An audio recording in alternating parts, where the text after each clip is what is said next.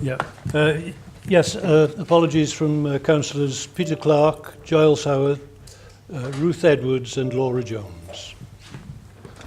Any more? Could I just say, Councillor Taylor is on her way, so we will mark her in. Thank you.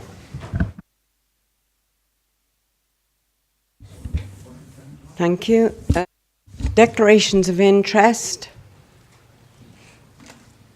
No specific ones.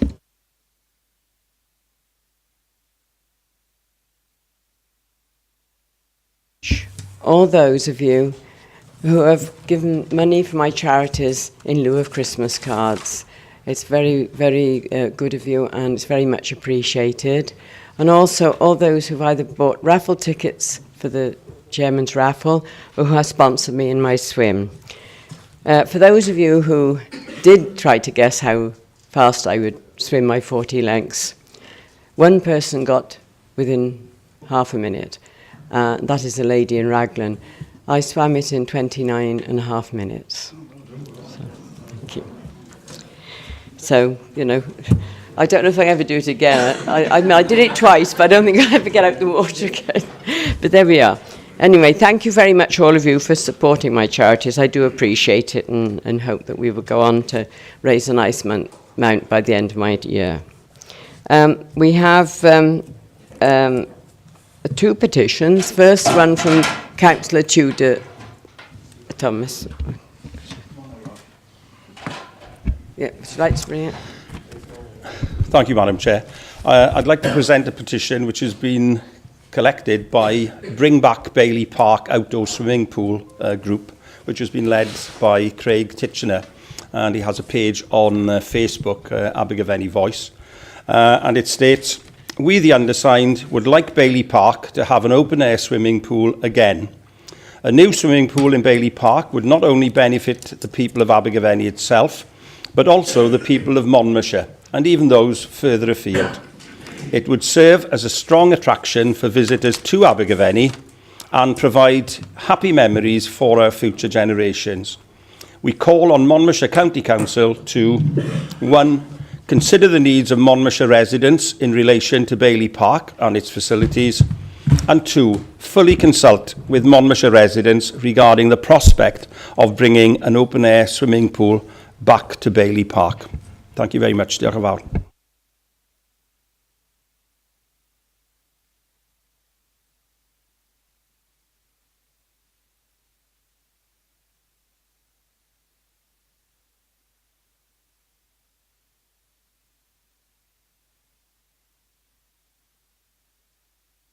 The next petition is from Councillor Simon Howarth. Thank you, Chairman, and good morning, everyone. This petition is from the residents from Danicoy, Clydach, and I'll just give you a brief insight, Chairman and members. This petition has been raised on the basis of the structure which has been constructed behind the bungalows in Danicoy by the contractors Costain under the guidelines of the Welsh Government. As we all know, for many years, houses and land has been bought by the Welsh Government to deliver this very important project. But it's become apparent now that the road line has been moved and it's been brought nearer to these properties without any consultation at all. They have 1 in 9 bankment placed right behind them, and the biggest worry that I have, and this council should have, is that under the Welsh Government guidelines and law, the Welsh Government here, that any tenants or housing associations within Wales cannot claim blight or compensation for any problems that arise from major constructions. I find that appalling, and I think the people of Monmouthshire, the tenants and our housing associations would find that appalling. I didn't know this until this came to light in a meeting I had with representatives from the Welsh Government.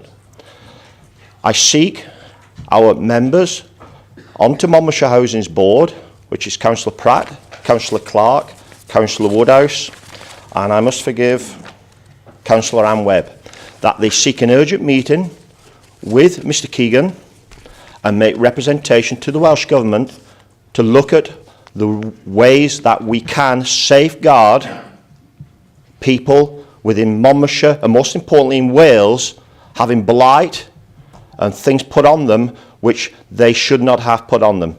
This petition is so important, Madam Chairman. These are people's lives and they've lived there all their lives. They've been blighted without any consultation. Thank you, members.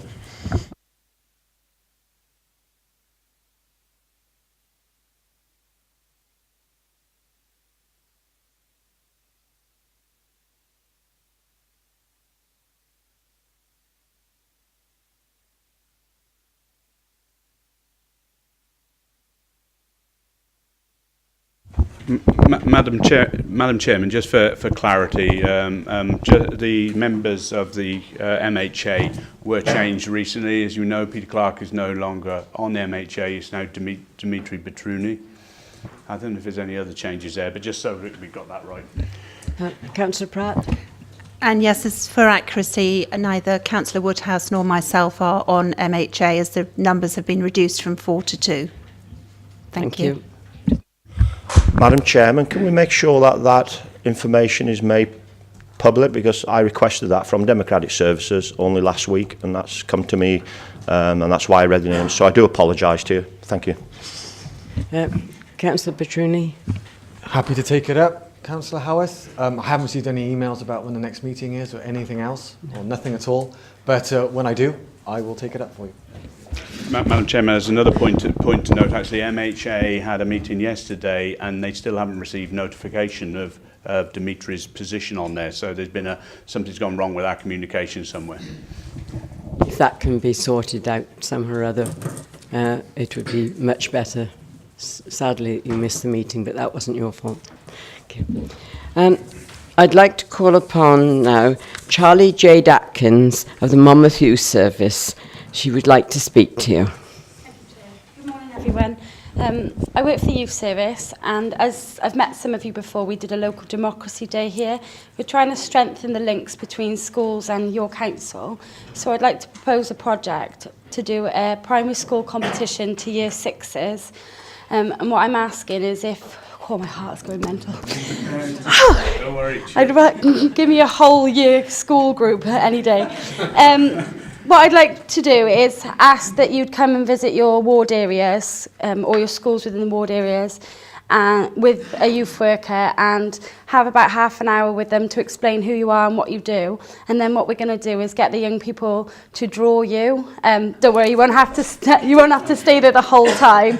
We'll leave them with pictures. And then we're hoping to do a competition where they can win a tablet or some vouchers, and the winning pictures will be up around Monmouthshire County Council. What do you think? I've already printed off all your faces as well. So I've seen you all. I'm going to be meeting with the heads of the primary schools in the middle of January, so it should be after that. Is there any questions? Any questions? Oh, sorry, Councillor Petruni and Councillor Harris to follow. Sounds like a great idea. Let's do it. Thanks. Do any of the councillors get to draw the other councillors' managers? We'll do a little side one. Oh, one thing to add there, it will be judged by our E2C Youth Council, so that'll be fun. They're not necessarily going to go for the prettiest. Councillor Harris. Thank you, Madam Chair. Just to let you know that not all councillors have got schools in their wards, so you need to make sure that the ones of us that haven't know what's going on so we can properly participate. Yeah, definitely. We will be including everyone. I was hoping that some of you wouldn't mind doubling up. Is that okay? Thank you. Councillor Sarah. Chairman, can I welcome the initiative? Jade raised it at a meeting with the E2C and some of us recently, and we encourage Jade to come along to speak to you all. I hope that we can all embrace that opportunity. It helps raise the profile of the council and the understanding and building on that democracy week and that engagement with young people. So it's a bit of fun as well, but it's an opportunity for us to help people understand what we do. So, Councillor Sarah Jones. Yeah, just very briefly, because my question's been answered. I just wanted to say a huge thank you for organising Young People's Democracy Week with all that were involved. It was such a fantastic opportunity for us to engage with the young people. You did a great job. Thank you. We did all do great. Thank you very much.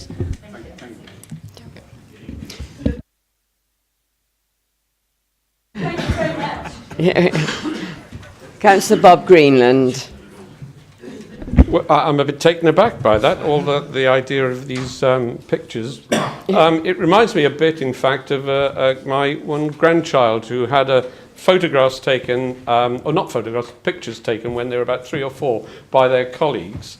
And then they put them on a tea towel and it was sold for charity. Maybe we could do that. We could have all the councillors' pictures put on a tea towel. It would sell for charity wonderfully. Right, okay. Chairman, over the last number of years, our leisure services have suffered more than probably any other area of the authority with the budget cuts. And this they have taken on and they have met the challenges. Not only that, but they have increased the work that they're doing.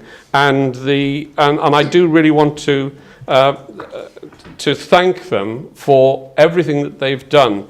And today, Paul Sullivan has come to us because he's got some news that and I won't spoil his thunder, he wants to give to us. And it's just an example of the sort of work that our leisure teams are doing. Paul has been with Monmouthshire County Council for 16 years. And before that, when he was a little lad, I don't know that he was ever a little lad, but at some stage, he was also a volunteer. And he now heads our sports development team. And I'm not going to say anything more, but I'm extremely proud of what has been achieved by this team. And Paul's going to tell us a little bit more about it now. Thank you.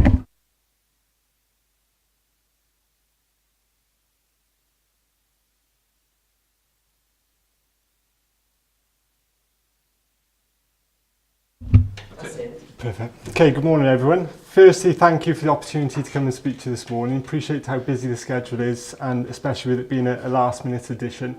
So thank you very much. Here to talk to you today about a programme that we've been delivering this term called the Playmaker programme.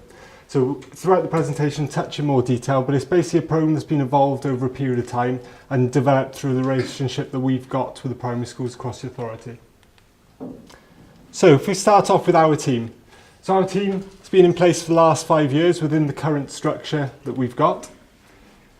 Over that period of time, a reduction in funding and officers has made partnership work even more essential. So we've established key partnerships in education, health, early years, youth service, Healthy Schools Network, just to name a few. And there's many more which that partnership work is impacting on young people across the authority. Our officers fully funded by Sport Wales, and we're part of the Active Gwent regional group. So the Active Gwent group is formed from the 5 sports development teams across Gwent, setting strategic ideas and impacting on well-being across that area. So we've got 3 main areas which we focus on. Hooked on Sports, so again, children and young people hooked on sport. Tackling inequalities, so reducing any barriers to participation. And Sporting Pathways, so our links to our community sport clubs to provide that sustained physical activity. Ian Saunders is the chair of Active Gwent, and we've also got strong representation from myself and Nick John on a number of those groups. So we're able to challenge, to change that delivery and then focus it back into a local delivery to make it right for the people of Monmouthshire. Also responsible for primary education and school support, secondary schools, leisure provision and community sports clubs. I've actually been invited back to talk to you on the 1st of February, so I won't go into that element too much detail because I don't want you to hear the same message twice. So we'll give you a bit of a wider context of some of how our programmes are impacting across the service. So what is the Playmaker Award?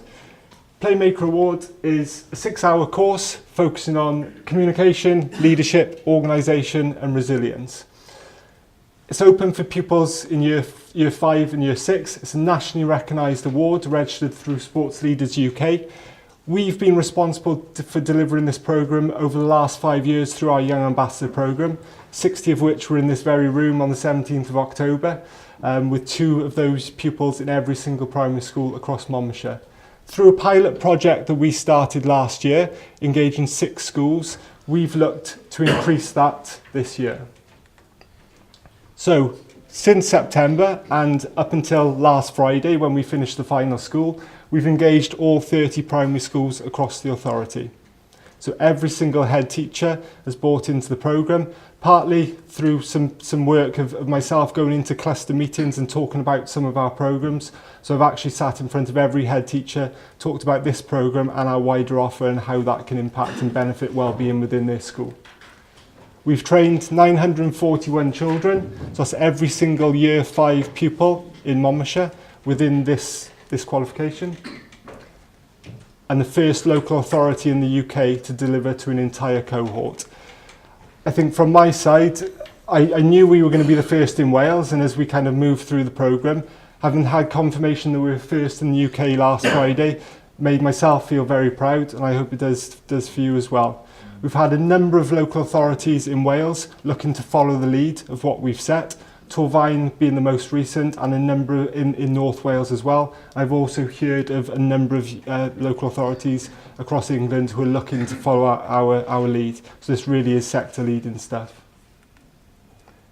What feedback has been received? Extremely well received locally. A number of different officers have contacted me, and again I'd like to thank you, Kelly, Paul, Bob, for the time you've taken to respond and recognise the work that has been done by our team. We've also received recognition from Sarah Powell, the CEO of Sport Wales, and also the CEO of Sports Leaders UK. I'll be looking to pull some communication together to share with our team to promote it wider internally within Monmouthshire. So what next for the Mon Sport Playmakers? Their role is now to support well-being within their school. So they'll play a vital role in developing foundation phase activities, helping with PE lessons, helping after school clubs, and supporting the role of the young ambassadors that we have established within the school. We've seen some extremely positive work from these young people over recent years, and by training up a larger pool in year 5 to support those 2 pupils in year 6, I fully believe we'll see even further and greater impact. Playmaker conferences. In March, we are holding 4 cluster events where each year 5 pupil will be invited to attend their cluster event, and throughout the course of the day, there'll be a carousel of activities. So not only your impact on physical activity, but we'll be looking at anti-bullying workshops, we'll be looking at healthy eating workshops, so a really well-rounded well-being message. And as we move into a new curriculum within our schools, the well-being message and emotional well-being is something that we're looking to support alongside the physical well-being. Continue leadership into the next academic year. So as these pupils move up into year 6, our focus is for them to continue their journey and continue that pathway. School Sports Survey. So School Sports Survey is a survey conducted by Sport Wales and delivered by ourselves, where every single pupil in year 3 through to year 11 will have the opportunity to share their opinion on school sport and community sport. We then collate that data and look to see what impact and shape our delivery to make sure it's fit for purpose. So the whole point is listening to the pupil's voice and making sure that what we're delivering is set for what the pupils in the local authority want. Last time we completed that survey was 2015. We had 49% of young people in Monmouthshire deemed hooked on sport. So that's looking at taking part in sport and physical activity at least 3 times a week. And we're looking to try and increase that to at least 55% when we collect that data next summer term. Annual programme. One thing I want to emphasise with this programme, it's not a case of we've delivered this now, that's great, and we'll move on to something else. We've made a commitment to deliver this over a sustained period of time, because I strongly believe the life skills that are being developed through this award go much wider than the sport and the physical activity. We're going to be delivering this on an annual basis, and the idea is as we roll this programme continually, every single year 5 and every single year 6 people will have received this training, and then we'll exit that route into secondary schools to further support those individuals. So why is this so important? For me, it's something I passionately believe about.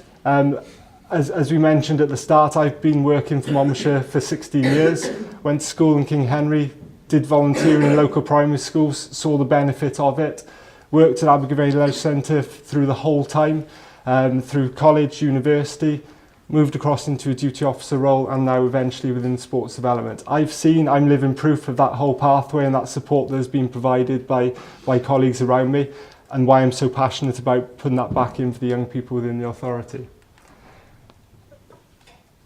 Image on the screen which we sent out on Friday. Went out on Twitter, again, very, very positive feedback. We've seen around about 68, 70 likes, 30 retweets, and a number of comments, very well received both across the UK and locally. What I want to emphasise here is that whole pathway. So where we're looking at focusing on the year 5 and 6 pupils, this then develops into our Young Ambassador programme. Pictured there is the 60 Young Ambassadors which enjoyed a day with us on the 17th of October. There's then a pathway into secondary school support. Pictured are our Chepstow Leadership Academy, where they're impacting on school sport, community sport, all registered through our volunteer programme, and collating those hours and working to make an impact on these people around them. And ultimately into community sport. Pictured there is the Monmouthshire Games annual programme, which we launched in summer of 2016. We've seen around about 8,000 attendances through that programme, with an exit route from our primary school interventions into that community sport. Around about 75% of that entire workforce delivering that programme, paid workforce, have come through our volunteer programme. So for me, we are looking to create our future workforce and our future leaders within Monmouthshire. And hopefully the work that we're doing is having a vital impact towards that. Thank you for your time. Any questions? Councillor Sanghouse.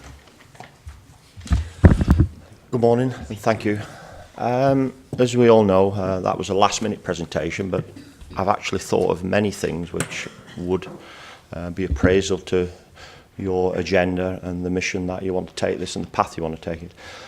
The one thing which strikes out for me is, as a council, we actually need to really seriously think about direction this is going to take, because what we're talking about here is providing facilities also.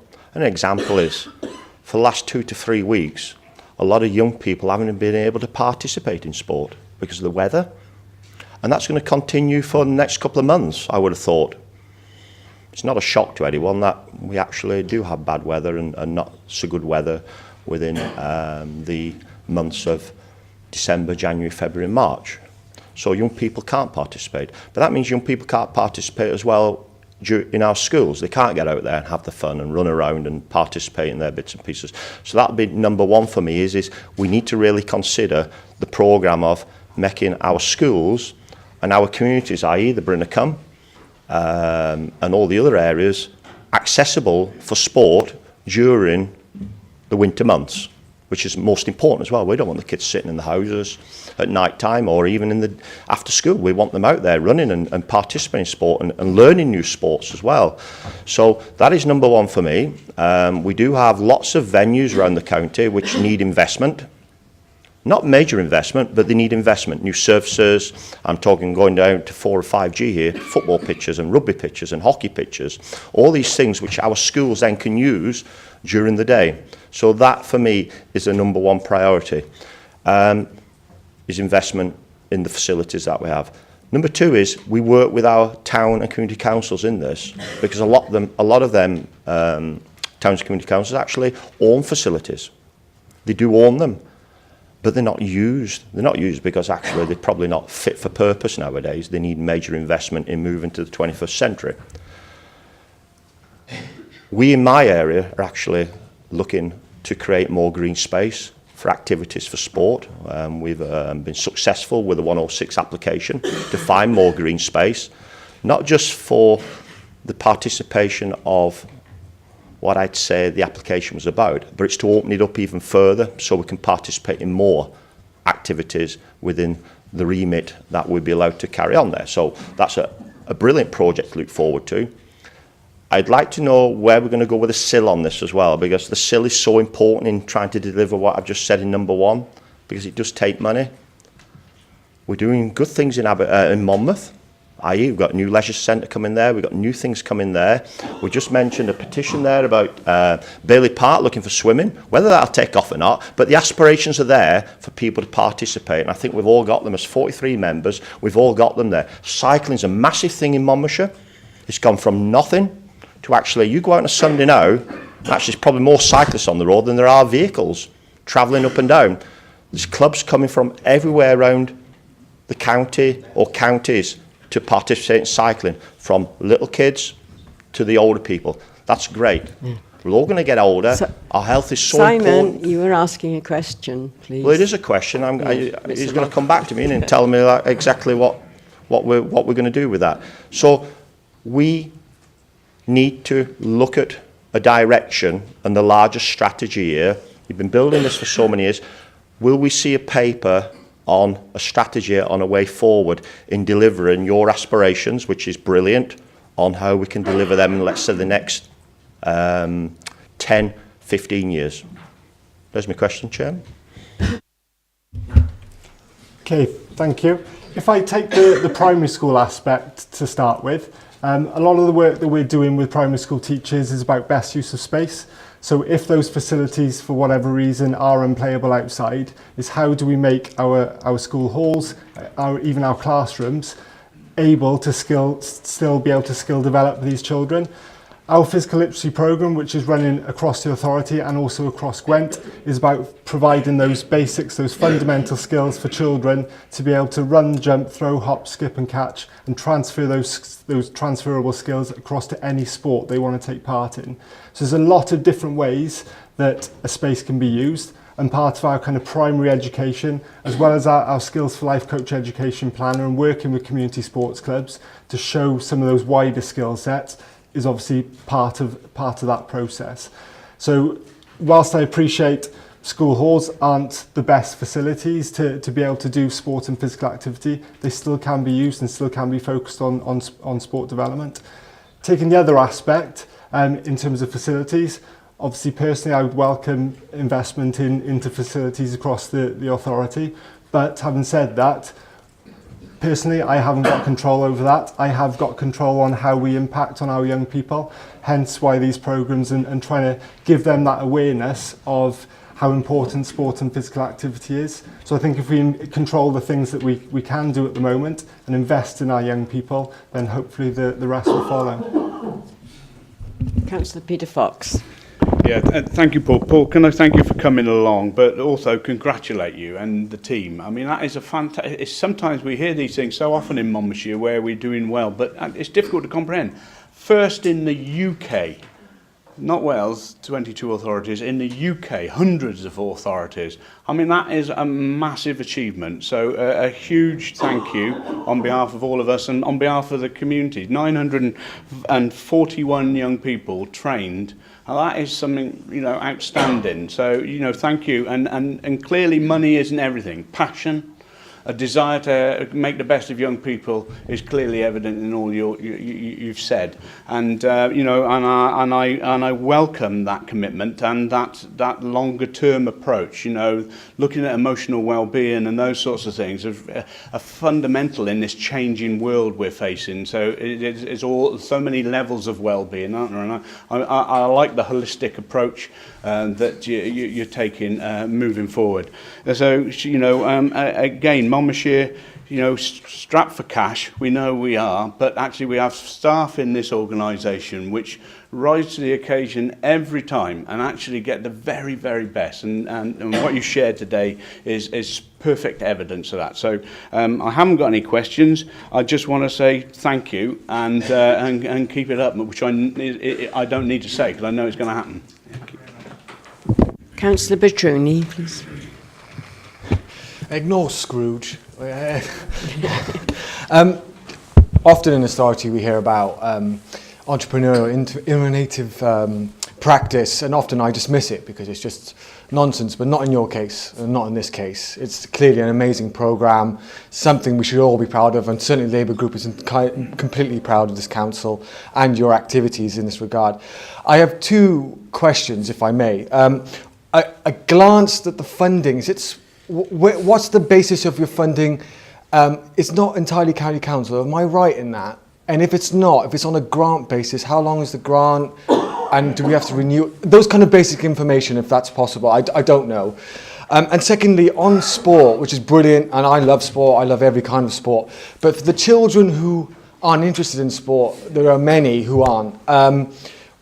What do we offer them? I'm sure we offer them something, but what do we offer them? That'd be keen to know, because emotional well-being. You see some horrific stats about youngsters these days and self-harming and all sorts of self-image concerns. And so your work is incredibly important, incredibly needed at this time and with this generation, I fear. But thank you for all the work you do and all your team. Okay, so in terms of funding, our officers, so myself, so put it into context with our team. So we've got myself and one other colleague who are 2 full-time officers. We've got another officer who's funded through Disability Sport Wales. And then we've got a small team, and I say very small team, around about 3 people of casual coaches doing some of the delivery of some of these programmes. So a very small team. The funding itself is provided 100% funded through Sport Wales. That is obviously renewed on an annual basis, and cuts do happen. Hence me mentioning where we started 5 years ago, our team was 4 full-time officers. So cuts have been brought in, but I think the way in which we work and the way in which we engage partners doesn't tend to have as much of an impact on us as perhaps it does in some other authorities. Some authorities have got teams 4, 5, 6 times bigger than us. But I think personally the structure that we've got and our thought process and what we have been like for the last 5 years makes our team quite sustainable in the way we work. Sorry, just a quick jump in. Do you mind telling me how much the whole thing costs per annum? Without having the exact figure to hand, we're probably looking around about 110,000 for the sport which is provided by Sport Wales. And when you bear in mind that's to impact on primary education, secondary education, support community sports clubs and our leisure provision, I think it's pretty good value for money. Taking back to the second part of the question, in terms of those children and young people who don't engage in sport and physical activity, a big part of our work is to identify those children and find what ways we can support.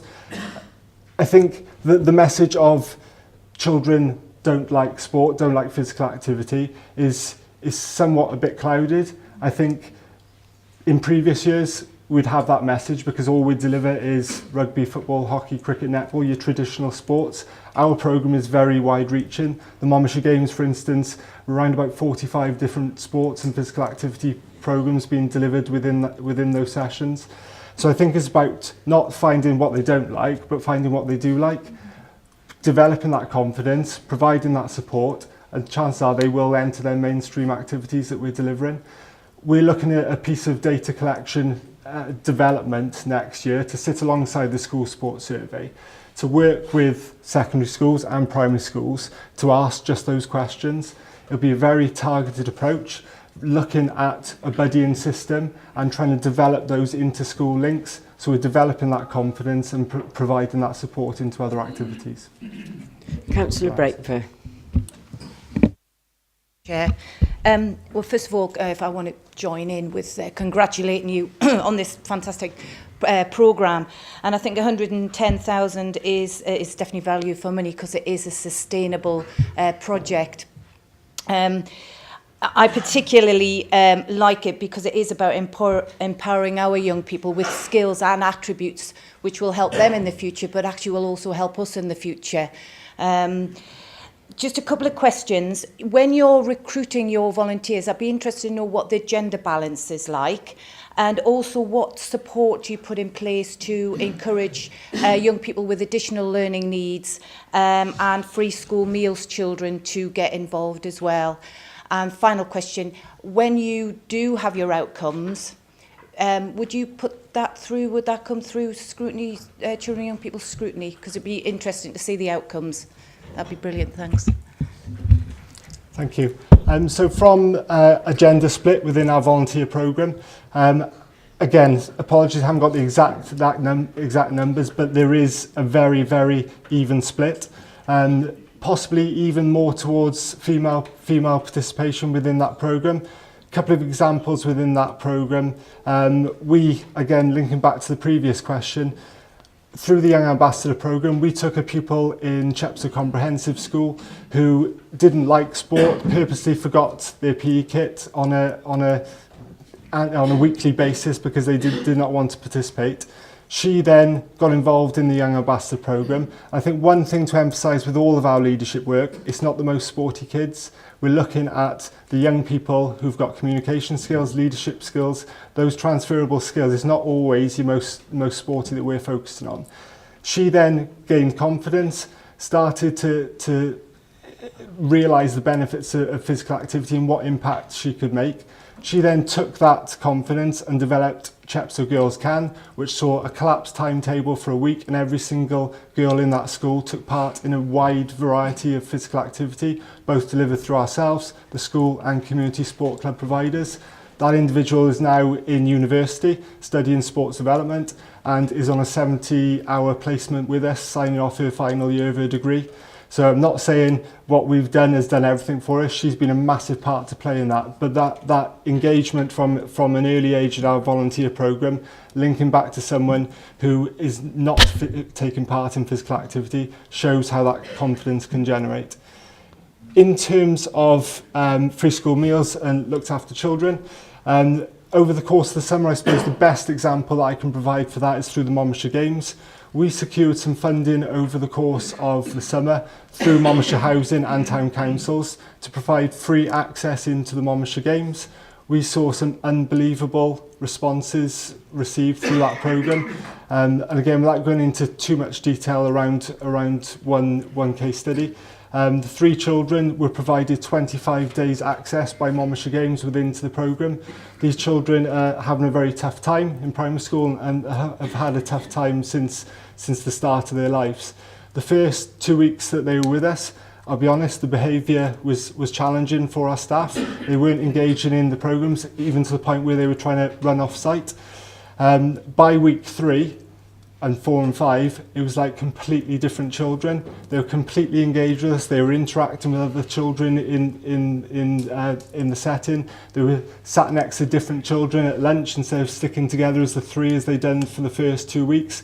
That information was then fed back to their primary school, as well as working with some of the support workers over the course of the summer who worked with them on a yearly basis. They could not believe the way that they'd engaged in the programme. So for me, that shows the power of sport and physical activity to build up friendships, build up confidence. Free school meals, through the Monmouthshire Games, we have a discounted price through the Monmouthshire Games, so we're trying to reduce the price for parents, which obviously price is a barrier, and we're continuing to looking at funding streams as to providing free access. And through our leisure provision, our Passport to Leisure scheme gives free swimming for children on an annual basis.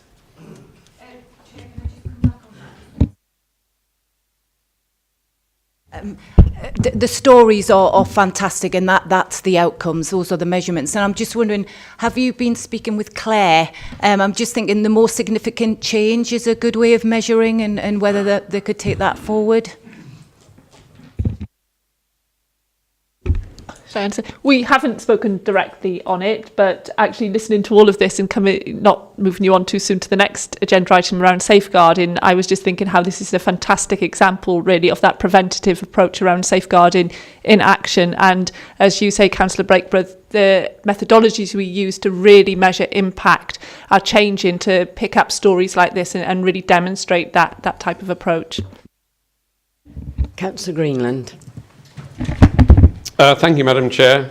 Paul, in the last half hour, you have done more to promote the service of leisure that you are part of than I've managed to do in the last 8 years. Members are clearly very impressed with the services that you and the team offer, and I want to thank you for that and I can see us moving forward. And of course the question has come about finance. How are we going to afford to move forward? And that is something which officers have been looking at over the last year or so in great detail. And that is why officers have put so much time into the possibility of the alternative delivery model, which members will be asked to look at in detail very shortly. It's easier for us to answer our constituents by putting more money into, let's say, filling potholes, because that's what people tell us about. But if we really want to make a difference for the future, if we really want to make sure that the next generation has got its best chances, then this is the sort of thing that we should be keeping in mind, and this is where, frankly, I believe our priorities should be moving forward. So, Paul, thank you once again for coming, and thank you, Madam Chair, for putting that into the agenda today. A very worthwhile half hour. Thank you, Paul. Paul, don't go. Before we let him go, I just want to say thank you myself. I spent some time with Paul at the Leisure Centre in the summer and saw all that was going on. And the effect on those children was absolutely amazing. The happiness, and you might find one or two a little bit shy to start with, but by the next week when I went, they were taking full part. It's a wonderful job that he's doing, and we thank him with all our heart. Thank you. Thank you for your time. Many of you may be wondering why Jim Higginson sat by me today. Peter Clark, my vice chairman, has got some back trouble and he's in hospital today having some remedial treatment, which hopefully will bring him back to us soon. And Jim very kindly has offered to come and sit by me and keep me on the straight and narrow. So, item 5, to confirm the minutes of the meeting held on the 9th of November, just for accuracy, please. Move. Oh, thank you, Councillor Easton. No problem with accuracy, Chair, but we don't have an action list, which I believe we instituted some while ago. And I'd like to ask a question on a couple of the motions. We spent a lot of time on motions last time. 2 of them were carried. I would like some feedback on particularly the motion regarding St Pierre Ward in Chepstow. There's been a lot of work carried out by members. Yeah. Could we have a feedback on that from Penny Jones, please? See, Councillor Easton. I'm asking about the will there be an action point after this, please? Because we generally have one. There is an action list at the moment. I'm sure that this will be followed up and you will be given the answer duly. In when? Councillor John. One correction on page 8, Madam Chairman. I set out figures last time where notional spend for in-county SEN provision had been exceeded by actual spend. And I explained that these figures had been offset by an underspend in out-of-county budget. So that last sentence on page 8 just needs correcting to make it clear that was an underspend in out-of-county provision. Thank you. That'll be corrected. Right, and then if you've got is it accuracy? Simon? Chairman, can I just go back to Councillor Eason's point there? It isn't actually good enough to not have the action list on it. here. We're not dealing with that well, at the moment. When will we deal with it? Because it's not an agenda item. Sorry, Chairman. Councillor Fox, perhaps you could lead on this. This is for accuracy, Madam Chairman. Yes. I moved it, you know, it is purely for accuracy. There isn't a matters arising here. You second it? Is everybody in favour of the accuracy of the minute?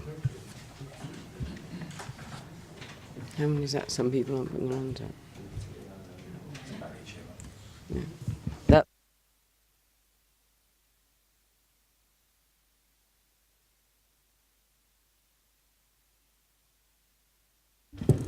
if I could assist, How many- if I could assist Yes. the chairman, I didn't actually count the number of hands. I've just gone on the majority. The majority of members put their hands up to approve the minutes, and therefore it's carried. I don't generally count hands up in council meetings. As long as the majority are up, a majority votes, and the motion or the matter is carried. That's the way I proceed. Okay. Yeah. Councillor Blakebeer. Pardon? Can you put your mic on, please? Just for clarification, when you're looking at the accuracy of minutes, if there's a huge chunk of information missing, then we can't really pass it as accurate if the information isn't there. Minutes are what they say. They are a précis of what the meeting was. They don't have every little individual thing in it. If you weren't happy with that, I think you need to speak before that. Francis, please be quick. We have very little time to run this meeting today, and we want to get on with it. What's your question? Sorry, Chair, I didn't get a memo about us not having time to run the council meeting today. Can I just say that I do think it is important that we have an accurate action list. When one spends time in the council meeting discussing and debating something which is clearly of importance to members, I think that having an action sheet to reflect what has occurred since that council meeting is important. It does not otherwise allow councillors to track whether those actions as requested have indeed been completed, progressed or otherwise. And I would suggest to you, Chair, that it is important and it isn't just a small matter. Thank you, with respect. I wasn't saying it wasn't important. I said at the moment we were doing just the minutes of accuracy. I don't know why there isn't an action list on here, but we will make sure there is one next time. Sorry, Chair, could we ask perhaps the Head of Paid Service for a response as to how we will track the actions from last council? Thank you. Thank you. I do believe it is a very important point, Councillor Taylor, and I think we've discussed this at various points through Democratic Services Committee. What we agreed last time around was that we would have a very live, dynamic council action list that has been kept up to date. You should find it on the democracy pages of the Hub. I believe the reason it hasn't been updated for this meeting was that last time around there were just 2 actions, which I think have now been completed.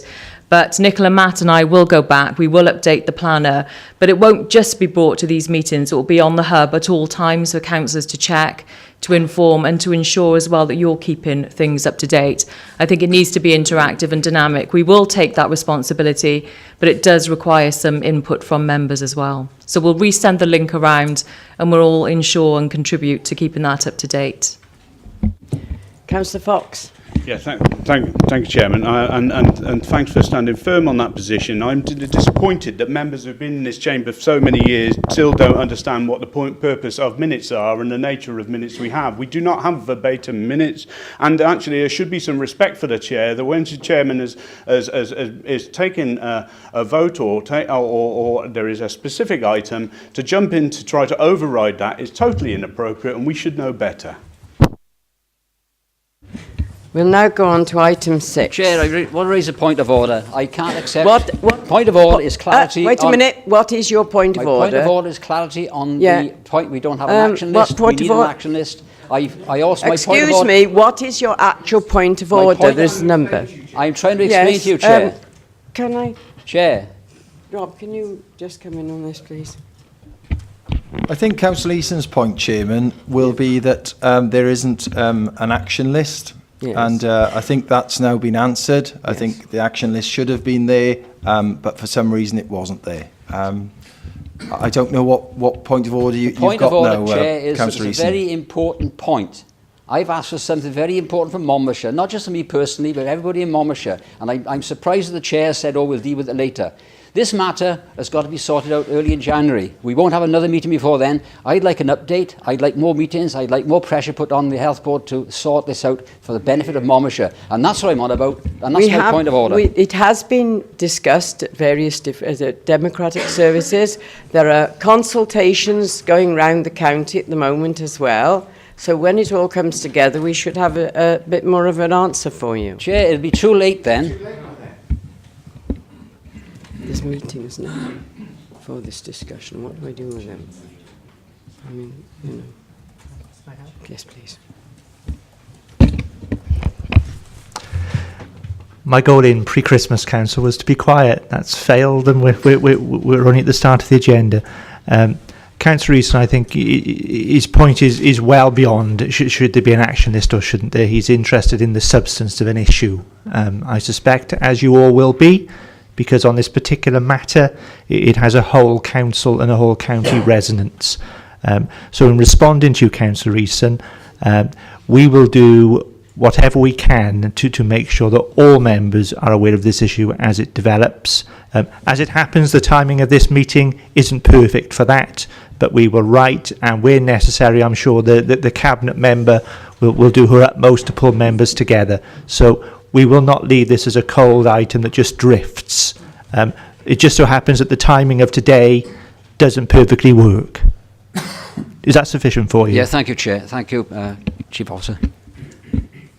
Right, thank you. Item 6.1, safeguarding presentation. Claire Marchant, would you like to take this? Yeah, thank you very much, Chair. And you'll be pleased to know I'm not going to talk too much this morning because there's a film that we're going to show very shortly which is going to say everything far better than I could ever say it.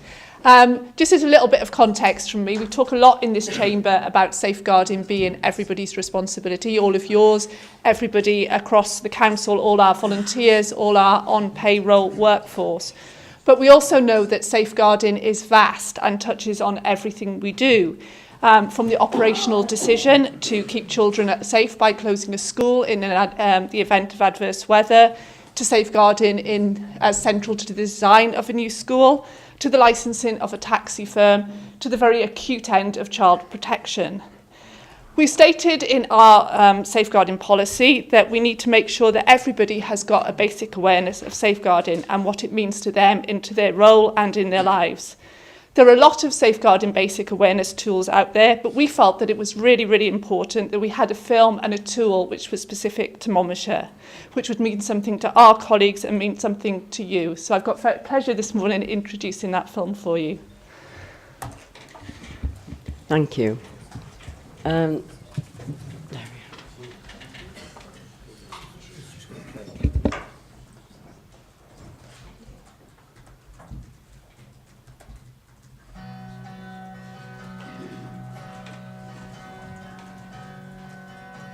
Hello, my name is Jane Rogers and I'm Head of Children's Services and Safeguarding in Monmouthshire. Safeguarding is about protecting children and adults at risk from harm and abuse. It's about making sure that we all can recognise the signs and symptoms of when someone might need our protection and making sure that we all know what to do if we have a concern. We all have a role to play. Working together, we can make Monmouthshire a safer place for children and adults who might be at risk. So when you're out and about in Monmouthshire, working for the council, doing your job, and you see something that bothers you, or you're worried about someone, don't ignore it. Tell someone. You'll be doing the right thing, and you may be helping someone who really needs our support and protection. Thank you for watching this film. I hope it helps you to understand just how important you are. I've heard some people saying that they work in an office. What's safeguarding got to do with me? As well as being law in this country, we have a clear safeguarding policy in Monmouthshire that explains that everyone who works in Monmouthshire has a responsibility. Monmouthshire County Council has a legal responsibility to investigate abuse of children or adults who are at risk and to safeguard those who have been abused or at risk. A child is anyone who is under 18. A child at risk is a child who is experiencing or at risk of experiencing harm, abuse or neglect. An adult at risk is anybody over the age of 18 who is experiencing or at risk of abuse. Anybody who's got needs for care and support and as a result of these needs for care and support can't protect themselves. Physical abuse is any sign of harm, for example, cuts or bruises that are unexplained. So it could be you notice a suspicious mark on their body in a swimming lesson or in a public session. Or it might be an adult being cared for by someone else. You might see a kid on the street with the same dirty clothes on day after day. I remember when I was a kid, there was an old guy who used to wander around all day, all weathers, no coat, and just a pair of slippers on. Surely someone should have been looking after him.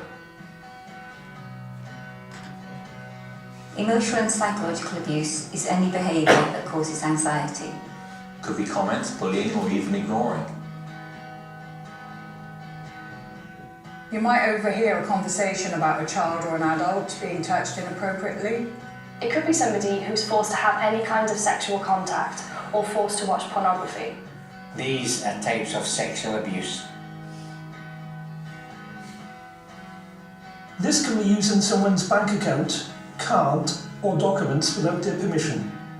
Rogue traders overcharging vulnerable adults or failing to complete work that's been paid for. Online and mail scammers often cheating vulnerable adults out of their life savings. Pobl yn bwysig methu arian, neu mae arian nhw'n cael ei atal. What can I do about it? What can I do about it? What can I do about it? What can I do about it? So what can I do about it? I can make sure I don't ignore it. I can speak to my supervisor and tell them. I can make sure it's recorded and written down. I can remember to not try and tackle the situation myself. I can make sure I don't delay in reporting it. I can call 999 if it's critical.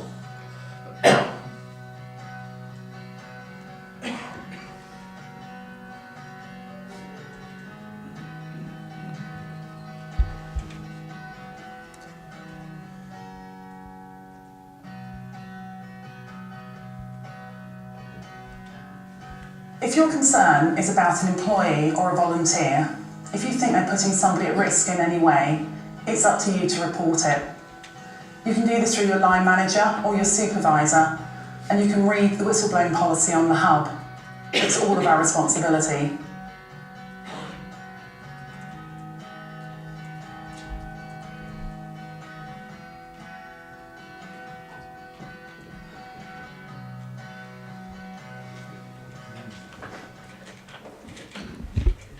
So huge thanks to John McConaughey, to Tom Damsel, who've put that video together. We've talked about really talented people in our council, and those are two of them. And huge thanks, obviously, to our actors, some of whom, or all of whom, you may well have recognised. It's a really serious message. It's a really important message. It is a key tool. It's there on the hub. We're rolling it out across team meetings, in our induction programme, to make sure everyone in this council has a responsibility to have watched that video and to understand their duty to act and their duty to report as a consequence. For many of us, including members within this chamber, we've got a responsibility to be trained at a higher level. And I will just remind members that at 2 o'clock today, there is that level 1 training for members for those who didn't attend as part of the induction programme. So please make every effort to attend. As the film says, it's all of our responsibilities. Thank you. Thank you. And we're going to move on to 6.3 now, because that's safeguarding as well. And I call upon Councillor Penny-Jones. Thank you, Chair.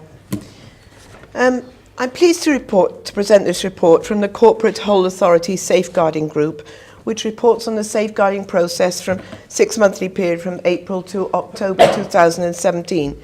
It is quite a detailed introduction because it is such an important issue. As has just been mentioned, safeguarding is all our responsibilities, and we agreed as a council a corporate safeguarding policy in July of this year, which updated the previous policy to ensure we had a clear commitment to safeguarding children and adults at risk in accordance with our statutory duties in the Social Services and Wellbeing Act. This policy contains 5 cornerstones, which include good governance, safe workforce, robust protection, safe services, and a preventative approach. And embedding and sustaining the highest standards of safeguarding is a continuous process. We have, as a council, worked hard to improve and embed safeguarding across all council services, and this film will obviously help roll out its importance. This report reflects the continuation of that journey. In monitoring the effectiveness of our safeguarding arrangement, it provides critical analysis underpinned by evidence and it has been developed and is owned by the Whole Authority Safeguarding Group, which is chaired by the Chief Officer for Social Services, Social Care and Health, and brings together all Chief Officers and Heads of Service of the Council. This report takes a disciplined approach to self-evaluation, triangulating evidence from a range of sources. If there is no firm evidence to support analysis, the discipline within the evaluation has been to score down the level of effectiveness and to put in place specific pieces of work to address the gap in intelligence. And you will see this, there are examples of this in the report. But regarding those 5 cornerstones, I will now highlight some specific issues. Good governance. We took a major step forward in July this year in improving a new safeguarding policy. We've introduced a system of significant event analysis which is supporting better understanding, management and mitigation of risks. And self-evaluation is being rolled out across all council directorates. A major feature of the safeguarding governance framework since 2016 has been the statutory regional safeguarding board. A priority for next period is to strengthen governance arrangements between the regional boards and local governance arrangements. Safe workforce. Safe recruitment is obviously fundamental. Safeguarding leads periodically receive DBS exception reports from People's Services, but in addition there is immediate notification of any potential breaches in safe recruitment, so that the whole authority safeguarding group can immediately manage the risks and make systemic changes. This is vital. Our workforce obviously includes our volunteering workforce, who make a huge contribution to well-being of our county. A new volunteering policy will be presented to Council today following this evaluation. Ensuring we can report effectively in terms of both management of volunteers and training of the wider workforce has led to significant work over the last period to develop the right information systems. Linked to implementation of a revised training strategy and plan, these areas remain key priorities for the next months to ensure we can demonstrate real improvements in our safe workforce priorities. In terms of preventative approach, members will note a reduction in the evaluative score from the last reporting period. This is because the Whole Authority Safeguarding Group has really challenged itself on the evidence underpinning analysis and how well we are placed in this area. As I said before, if there isn't enough evidence to back up the analysis, then we have tended to downgrade, whilst other work is being put into a process. While preventative work in some areas, notably public protection, is well evidenced and supported, in other areas more work is needed to really effectively measure the impact of prevention. For example, early intervention in children's services. Another cornerstone was robust protection. The effectiveness of our child and adult protection systems are clearly at the sharp end of safeguarding. Improvements in children's services are being driven by the Children's Services Improvement Programme, and there are signs of improvement, but further improvements to be made to deliver excellence across all aspects of children's services, as evidenced by improving performance measures around timescales for assessments, for instance, which will need to improve further. So it's smaller things. It's not always the big issues. Timescales are also important. There are obvious pressures in the system in terms of the number of looked after children and children on the Child Protection Register, and ensuring risk is being managed and positive outcomes achieved in challenging circumstances will continue to be prioritised. The development of a really effective quality assurance in adult safeguarding is a further priority for the next period. Safe services, another cornerstone, is underway to fully understand across the Council how safeguarding is reflected in contacts, partnership agreements and other arrangements. What we've not yet achieved, hence the low score in the self-evaluation, is a full picture across the Council and set a corporate standard against which to measure our progress. This is an area of key focus and will form part of the internal audit work programme as well during the next period. So to conclude, this report forms an integral part of the governance of our safeguarding arrangements. I consider it an honest and open appraisal of our strengths and areas where there is further work to do, and I commend it to the Council. Thank you, Chair. Thank you. Is everybody in favour of accepting this report?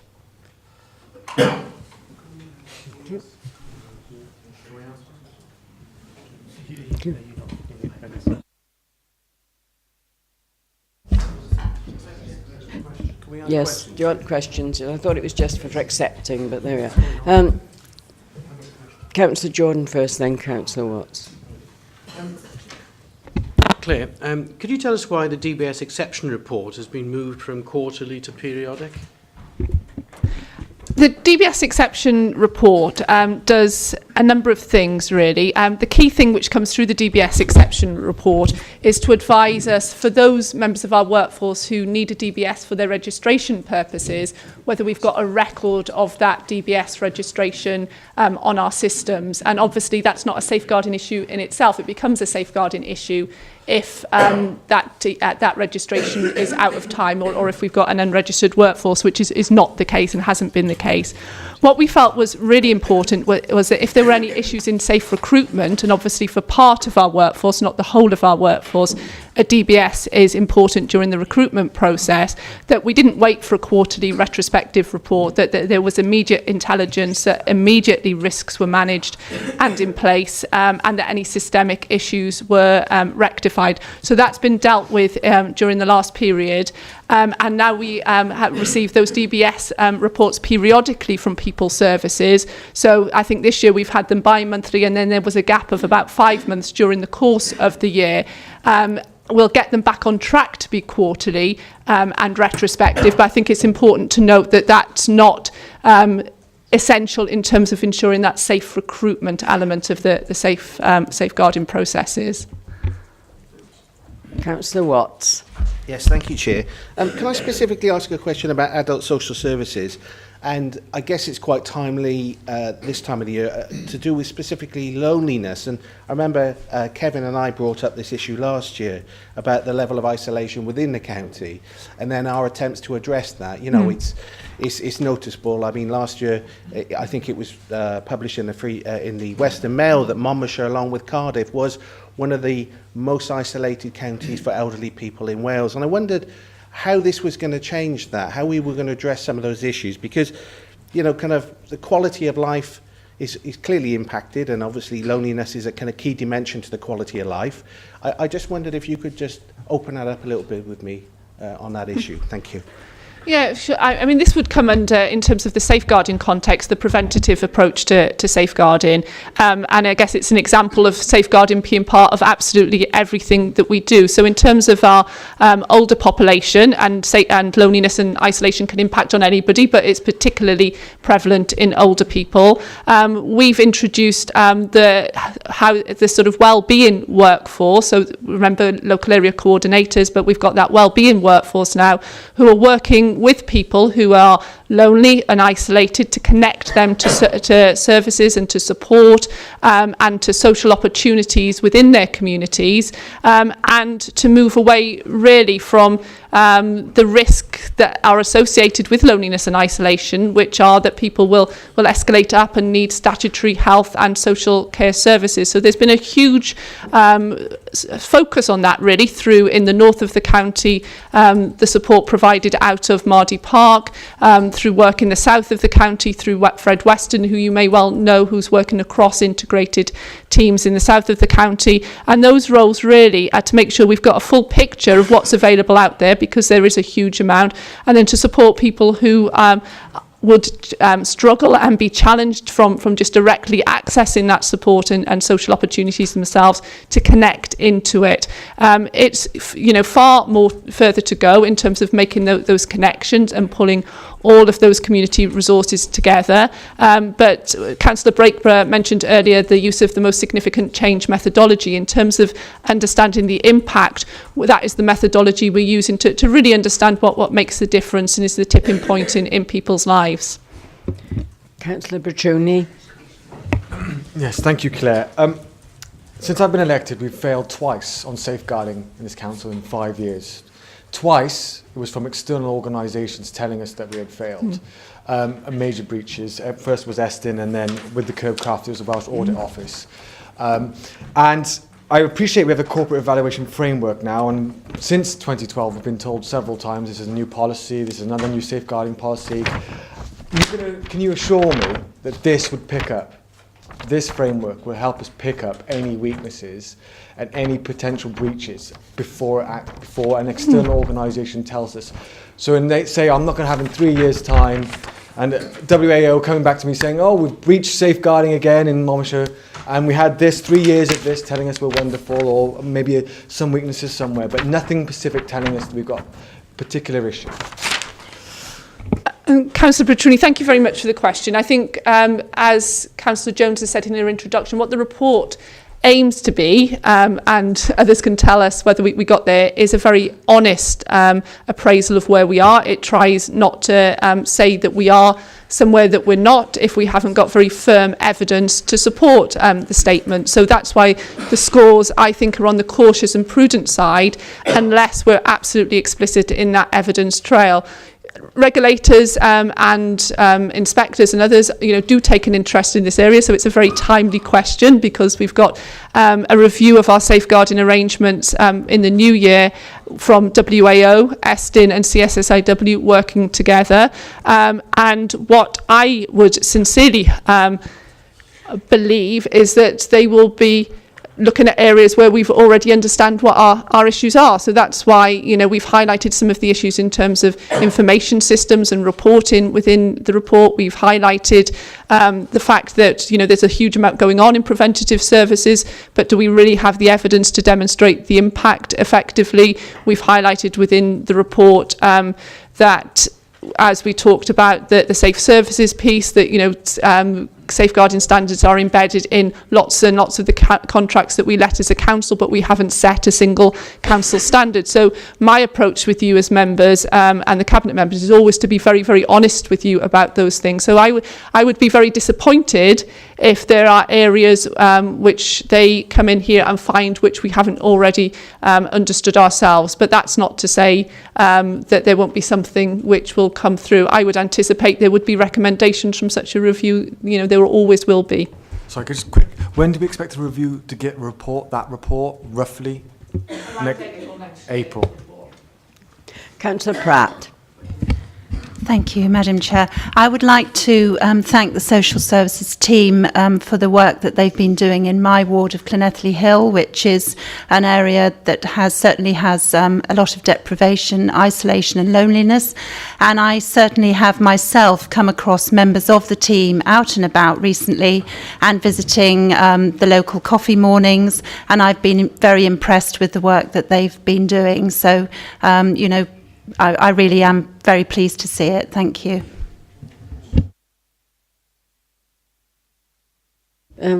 Councillor Paul Pavier, please. Thank you, Madam Chair. These are two technical questions, so I'll probably direct them at you, Chief Officer. I know the response the Cabinet Member for Education gave me at the last council meeting, that the Cabinet and senior officers were meeting an external reference group back end of November. Just wondered, were there any issues raised there at that meeting in relation to safeguarding that the council needs to be aware of? And finally, the Cabinet Member for Education and Chief Officer for young people are aware that the Faithful and Gould, who conducted the asset survey of Chepstow School last year, raised safeguarding concerns due to the coterminosity of the leisure centre with the school and the general external environment that was poor, and there were certain elements there, the building not being properly fenced off from the other public spaces of the leisure centre. I did ask for those to be looked at. I just wondered if they have been examined, whether any risk assessments have been made and any mitigation steps that have been taken. Thank you. Thank you very much for the questions. In terms of the second question, I will ask that the Chief Officer for Children and Young People comes back probably with a written answer to that question on your behalf so that we get it, so that the answer fully accurate and technically correct. In terms of the first question, I wasn't at the external reference group myself. Will McLean, Chief Officer for Children and Young People, was there alongside the Head of Children's Services. And I know that they did talk about safeguarding, and I think there were some very helpful pointers from the external reference group in terms of how we approach the evaluative task around safeguarding. And we can provide you with further details and copies of minutes from that meeting. Councillor Taylor, please. Thank you, Chair. I was surprised to hear the Cabinet member say she's pleased to present this report. However, I would say I think it's really refreshing to see a self-evaluation which is based on impact as opposed to activity. So that's, I think, really, I have to say, the positive thing to take from this report. However, if we look at the piece around safe services, I'm interested to know two things, if I may. Firstly, so to date then, we've been commissioning services without a robust risk-based contract management and quality assurance process across all providers. That's my first question, because clearly it says that we're putting one in place from 2018. So that leaves me with a level of concern around the commission services that we have operating at the present time. So I'd like to understand where we are with that. And secondly, in terms of the assessment of safe services having important weaknesses, one assumes then that we can only take a very limited level of assurance that those services are indeed safe. And I'd like to hear from the Chief Officer around if we are having a very, well, I would say probably in audit terms, we'd be looking at perhaps a very limited assurance at that level. What does that mean for the people that are currently in our care in commission services? Thank you. And thank you very much for the two questions, very important questions. I think in terms of safe services, it's recognising that there are a vast array of services which we commission as a council, that we enter into partnership agreements around as a council. If you look at the standard around safeguarding in this area, it goes from everything from the commissioning of very high-end and specialist residential care for people with high levels of care and support needs, to the contracts which are in place through passenger transport unit, to the arrangements which a leisure centre may put in place around letting a room within its facility to a community group. So it is a vast and wide standard, really. And I think what the analysis is showing is that safeguarding is built in to the contracting and the commissioning of a range of services, but we don't have that full picture as a whole authority safeguarding group, and indeed then as a council. When we're drilling down into those different service areas, we're getting lots and lots of examples of how it is built in, but until we've got that full picture in terms of the assurance that you're seeking and that I'm seeking as Chief Officer with the statutory responsibility for safeguarding, I am not comfortable to say that we're there and that I can score us any higher than that sort of significant weakness until we've got the full picture of what those significant services are. This is the standard we set across the council for how we reflect safeguarding, because if we're setting a standard in one area which is different to another area, that is something which I would want to improve upon, and then that we measure and evaluate ourselves against that. And so that's why we've asked for an internal audit of this whole area to be undertaken as part of the internal audit programme within the new year. In terms of the specific, which was the first question really, that's probably the answer to the second question. In terms of the specific reference in there, in answer to the first question, that relates to children's services and the commissioning function. The vast majority of placements that we make through children's services, or I should say the majority of placements rather than vast majority of placements that we make through children's services go through something called the 4 Cs, which is a commissioning consortium which operates across South Wales, where we have providers who come onto a framework, and obviously all the accreditation checks are undertaken, the quality checks, the checks around safeguarding policies and procedures. Within children's services, we have a contracts officer who does some of that work for the off-framework providers. And what we are in the process of doing is to move that into the commissioning function within social care and health, because at the moment it's been a little bit disjointed. And until we've got that same and common practice right across all commissioned services, I am not confident that we are exactly where we need to be. All these providers are registered, that all placements are monitored very regularly by social workers to statutory standards, but there's more that we need to do around that accreditation process, which is the timescale that we've set there.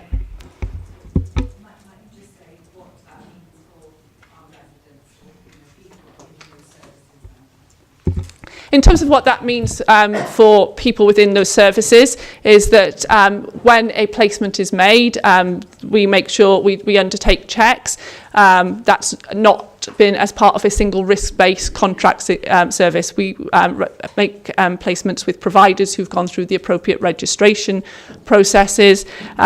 We monitor those placements from a social work point of view, and when it's in children's services, there's regular monitoring of those to statutory timescales, and those placements are under constant review. So from a person's point of view, in terms of the quality of care and the quality of support, we do understand what's going on. But in terms of what I would want to see about the robustness of our commissioning arrangements, there is some further work to do. Thank you. Councillor Harris. Thank you, Madam Chair. Yeah, I just want to ask Claire if she's predicting any 5s and 6s on the 5 scores that we've got in front of us in March 2018. I think that in terms of the governance piece, that certainly that is an improving picture. The reason that we marked down there was that the issue the Cabinet member highlighted about the further work we need to do around the regional boards. I think in terms of our governance arrangements within the council, they're strong, they're embedded. We've done a lot of work around trying to ensure that whole authority group is as effective as it needs to be. We've strengthened our risk management arrangements in the last period, but I do think there's more work to do around the regional boards, which is why we went for a 4 rather than a 5 around that. I think in terms of the workforce, we had obviously scored ourselves down because there was further work to do around our volunteering workforce and around our information systems for both training and across the volunteer workforce. As those things come into place over the next while, I can see that we will be able to report an improving picture there, probably to get to 4 and then to 5 over the next periods. In terms of, I'm probably going through each of one of them in terms of that preventative approach, I think when we scored ourselves 5 the last time, it was because we understood that, compared to other areas of Wales, that approach around prevention is there, it's out there, it's innovative. The sort of example that Councillor Pratt gave us is not atypical in terms of that. But when we really challenged ourselves about the evidence, we put our score back down.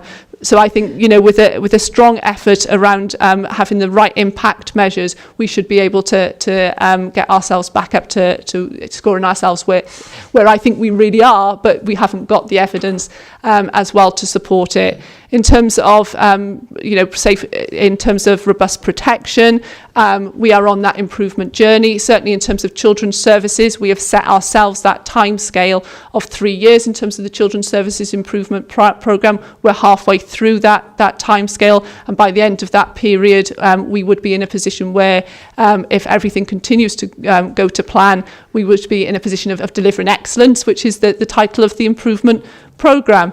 And then the final one around safe services, we've just talked around that. I think there is further work to do, and I'm hoping and anticipating that the internal audit work we'll do in the next period will really help us to baseline the position across the authority. I need to stress again, it's not that safeguarding isn't built into contracts, it is that we haven't got the complete picture on a whole authority basis, and that's the point that I'm challenging ourselves. So by getting that baseline, it gives us the baseline from which to improve. Thank you. Should we go back to the recommendations now?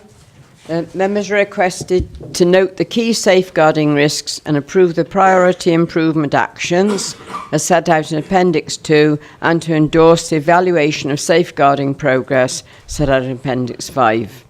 Is that are you happy with that?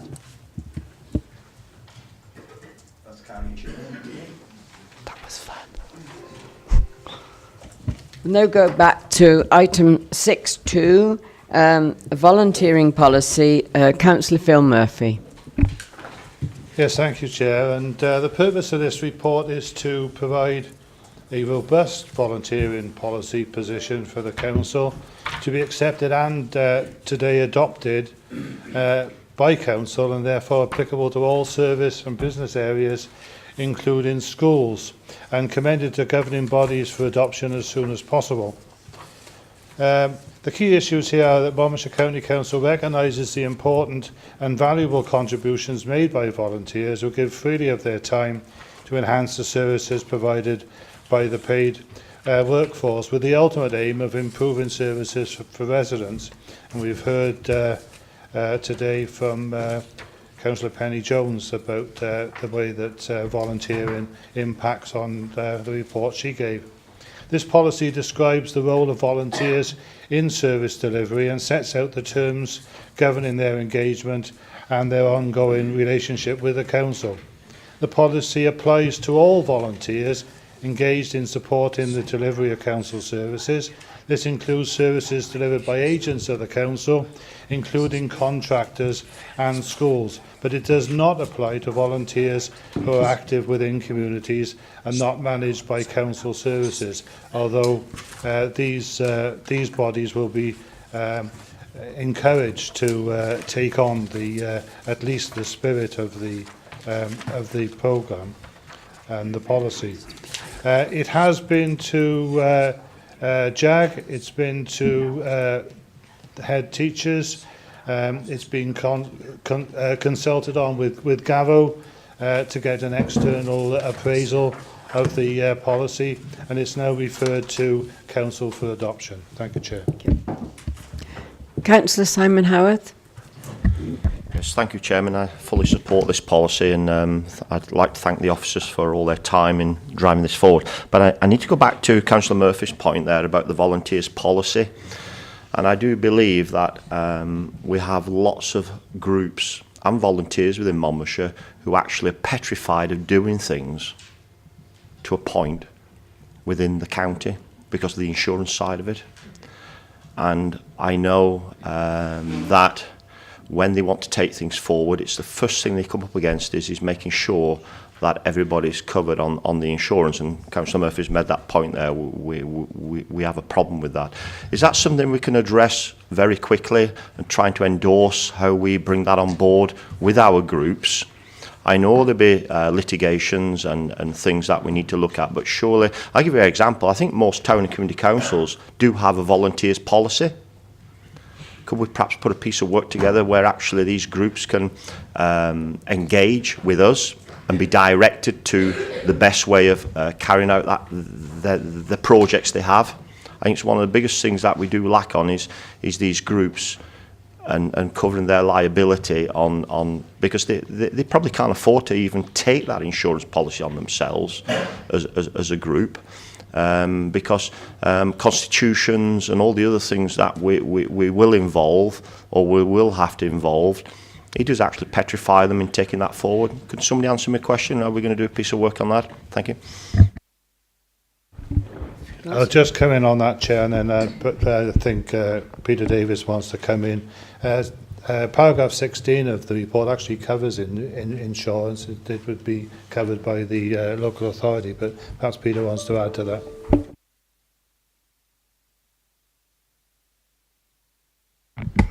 It's just simply to add very briefly, to say, respond to Councillor Howarth that this is being currently looked at, supplementing, I think, what Councillor Murphy's touched on, currently being looked at by our insurance officers, and we will look to identify any potential solutions.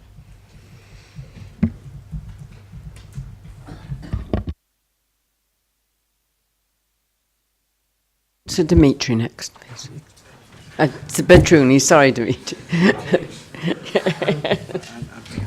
Two questions. One is on the similar point, Councillor Murphy, about payment. Who covers the payment if a volunteer needs a DBS check? I know it might be a one-off event and it won't be maybe required every time, but if there is a requirement, who would cover the cost of that? And secondly, I noticed in your speech you said the volunteers, this is a wider context question, you said the volunteers would be used to enhance services, which is no problem with that. Do you envisage this policy becoming used frequently to cover services that this council currently provides? That's certainly not the intention. Our volunteering policy is to supplement, not to replace existing members of staff. With regards to DBS, it depends on the category, but I think we'll just say Owen's in the back there, who will give you a definitive answer on that.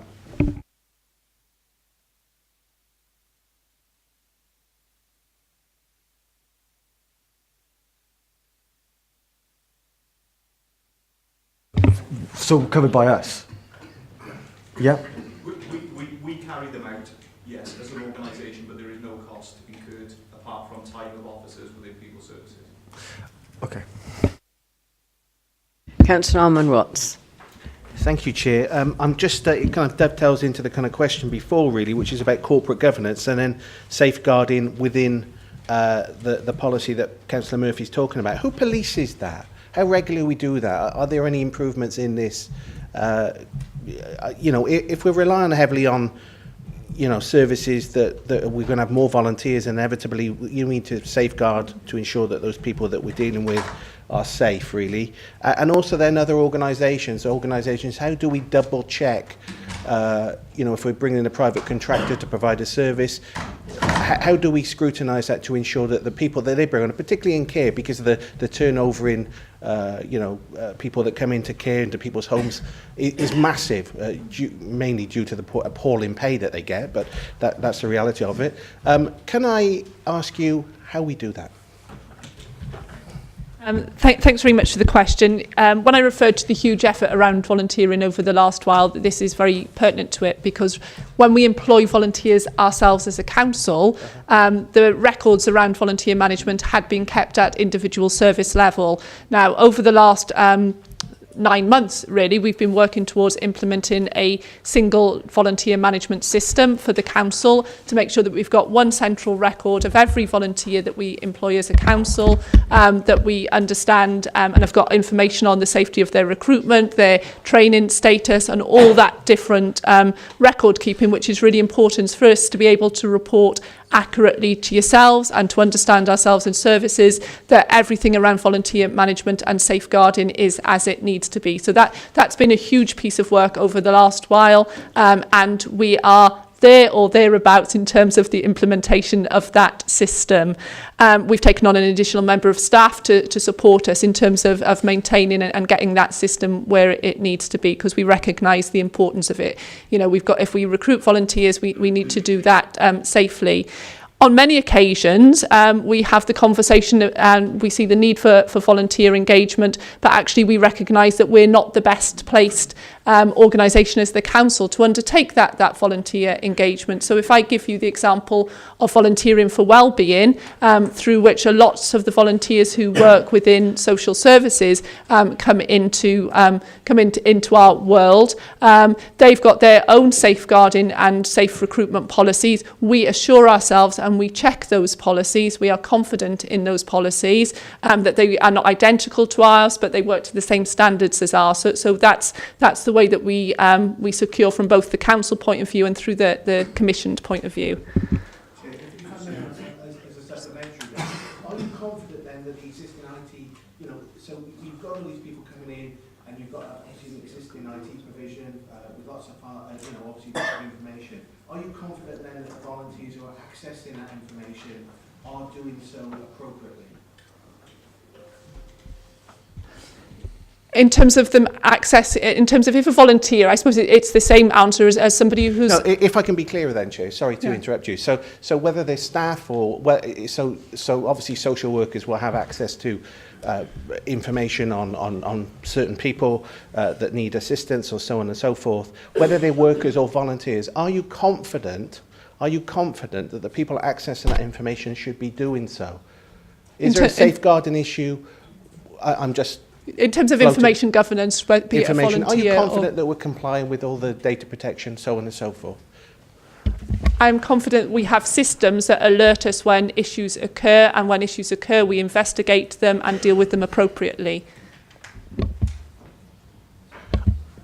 I don't know if I've asked the question correctly. Are you confident that the existing provision that we have is appropriately used, so the people that access it, you're looking slightly puzzled, but the people that access it are not in breach of any safeguarding policy?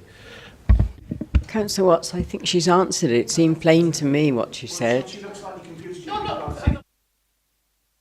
I understand the question. I was struggling slightly in terms of the context of the volunteering policy, if I must be honest. But I refer you to the previous answer, that we've got systems in place. Issues do occur from time to time. We properly investigate them. We deal with them at both an individual level and a system level if the incident highlights that there are systemic issues as well as individual issues. But the policies are there, the training is there, and we deal with issues when they arise. Councillor Peter Fox. Yeah, thank you, I'm pleased to see this report here. I know many of you would have read this before when it presented to Cabinet, and I only want to reiterate my thanks to the work that we've gone on, and I'm pleased Owen's here today. Owen's done a fantastic job in bringing this policy together, but more so the work around bringing volunteers forward. We are absolutely blessed with the level of volunteers we have in Monmouthshire, and of some really high caliber people giving up of their time. And sadly, we're going to, well, it's a good thing, I suppose, but as resources shrink and our need to, our desire to maintain locally accessible services and maintain expectations from the public are going to require far more volunteers. So we do need a robust policy. I think, Owen, this is a really robust policy. Members, if you've taken the time to go through all of the elements and read the case studies as well, you will see how pretty well we've covered most areas possible. Clearly now and again something may happen, but we think this is a robust and strong enough policy that we can be proud of and recommend for use in our schools and other bodies if they want to embrace this as a volunteer policy if they haven't really got one as robust as this. So thank you for doing so much work on this, Owen, but more so what you're doing with those volunteers. As I shared at Cabinet, I was at the Volunteer Awards recently, which you shared with Gavo, and it's just fantastic what some people are doing for the county. Unspoken heroes. We can stand here and get limelight and say stuff, but there's people out there doing real work, really positive things, and don't get the recognition that they deserve. And this is an opportunity for us to just reflect on that. So thanks for that. The last speaker, Councillor Alan Davis. Yes, thank you, Madam Chair. I happen to think that this is an excellent document. We thought so in Economy and Development. It's very well written, easy to understand. My question relates to something that Councillor Peter Fox said. Circumstances do change over time. So my question is, what is the review policy for this document? Because all documents, you know, when circumstances change, we need to review those documents. So have we established a review period for this document once it's out there and established? Thank you, Madam Chairman. Owen will probably be able to answer that better, but all of these policies are constantly monitored and updated when appropriate. Answer you all right? Does that answer your question? Oh, Owen's coming in there. Thank you.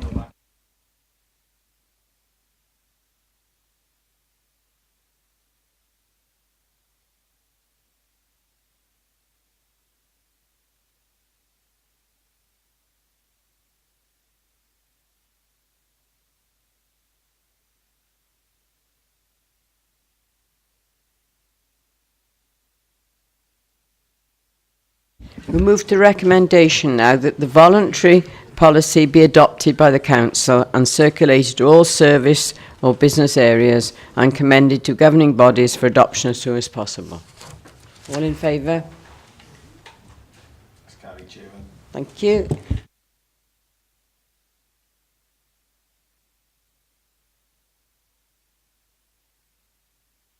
Update of the Constitution. Councillor Paul Jordan.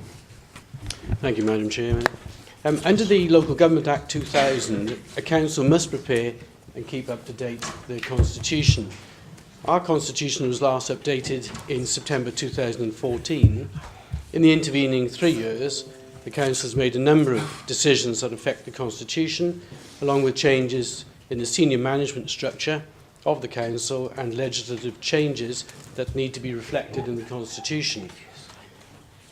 The main changes include, amongst other things, the whistleblowing policy, scheme for delegation of decision-making by the planning department, updated schedule of members' remuneration. The 433 pages of the Constitution is appended to the report, and the proposed amendments are highlighted in green. I'm sure you've all read them. In the circumstances, I move the changes to the Constitution, Madam, and if members have any questions on the proposed changes, I'm sure the monitoring officer will be happy to answer them. Thank you, Madam. Councillor Petruni. Yes, I did read the changes. We're interested in whistleblowing on page 24. And there's nothing particularly wrong with the whistleblowing document. I was just curious to ask about the enforcement of the Constitution, in the sense that on page 24, second penultimate paragraph, it says, in line with Council's commitment to openness, probity, accountability, employees are encouraged to raise concerns which will be taken seriously, investigate, and appropriate action is taken in response. How do we monitor when employees have raised legitimate concerns when they've whistleblowed and they have been taken care of and appropriately dealt with? Thanks, Councillor Petruni. That information is logged by HR, and a report is done, and I think I've done a report quite recently, actually, to the Standards Committee. Obviously, the whistleblowing cases, and they're very, very few, I may add, are anonymously reported, but that's the way that the cases are reported and therefore monitored. The whistleblowing policy is within the Constitution. It's been recently amended and adopted by the Council. And if I can just take this opportunity to reiterate what Councillor Jordan said. The Constitution's been updated, right? These are all decisions that the Council's already made, really, and I've now updated it. They're all sort of highlighted in green, so I hope that's helpful to members. So there's nothing really new in here that the Council hasn't seen before. And if there are any questions, then I'm very, very happy to take them. the Constitution is sort of 430 pages, but it isn't actually that sort of daunting. So if you can take some time, members, and there are thankfully some students of the Constitution here within the chamber, it's broken down, you know, into various parts. So part one's the introduction, part two the articles of the Constitution. In there, you know, describes, for example, what the full council does, what the regulatory committees do. Part three, responsibility for functions, so who does what. I've amended the scheme of delegation in there to take into account, for example, Claire Marchant is now responsible for public protection, so I've amended the scheme of delegation there to reflect that. We've now got a new chief officer in Peter Davis, so Peter's delegated powers are noted in there as well.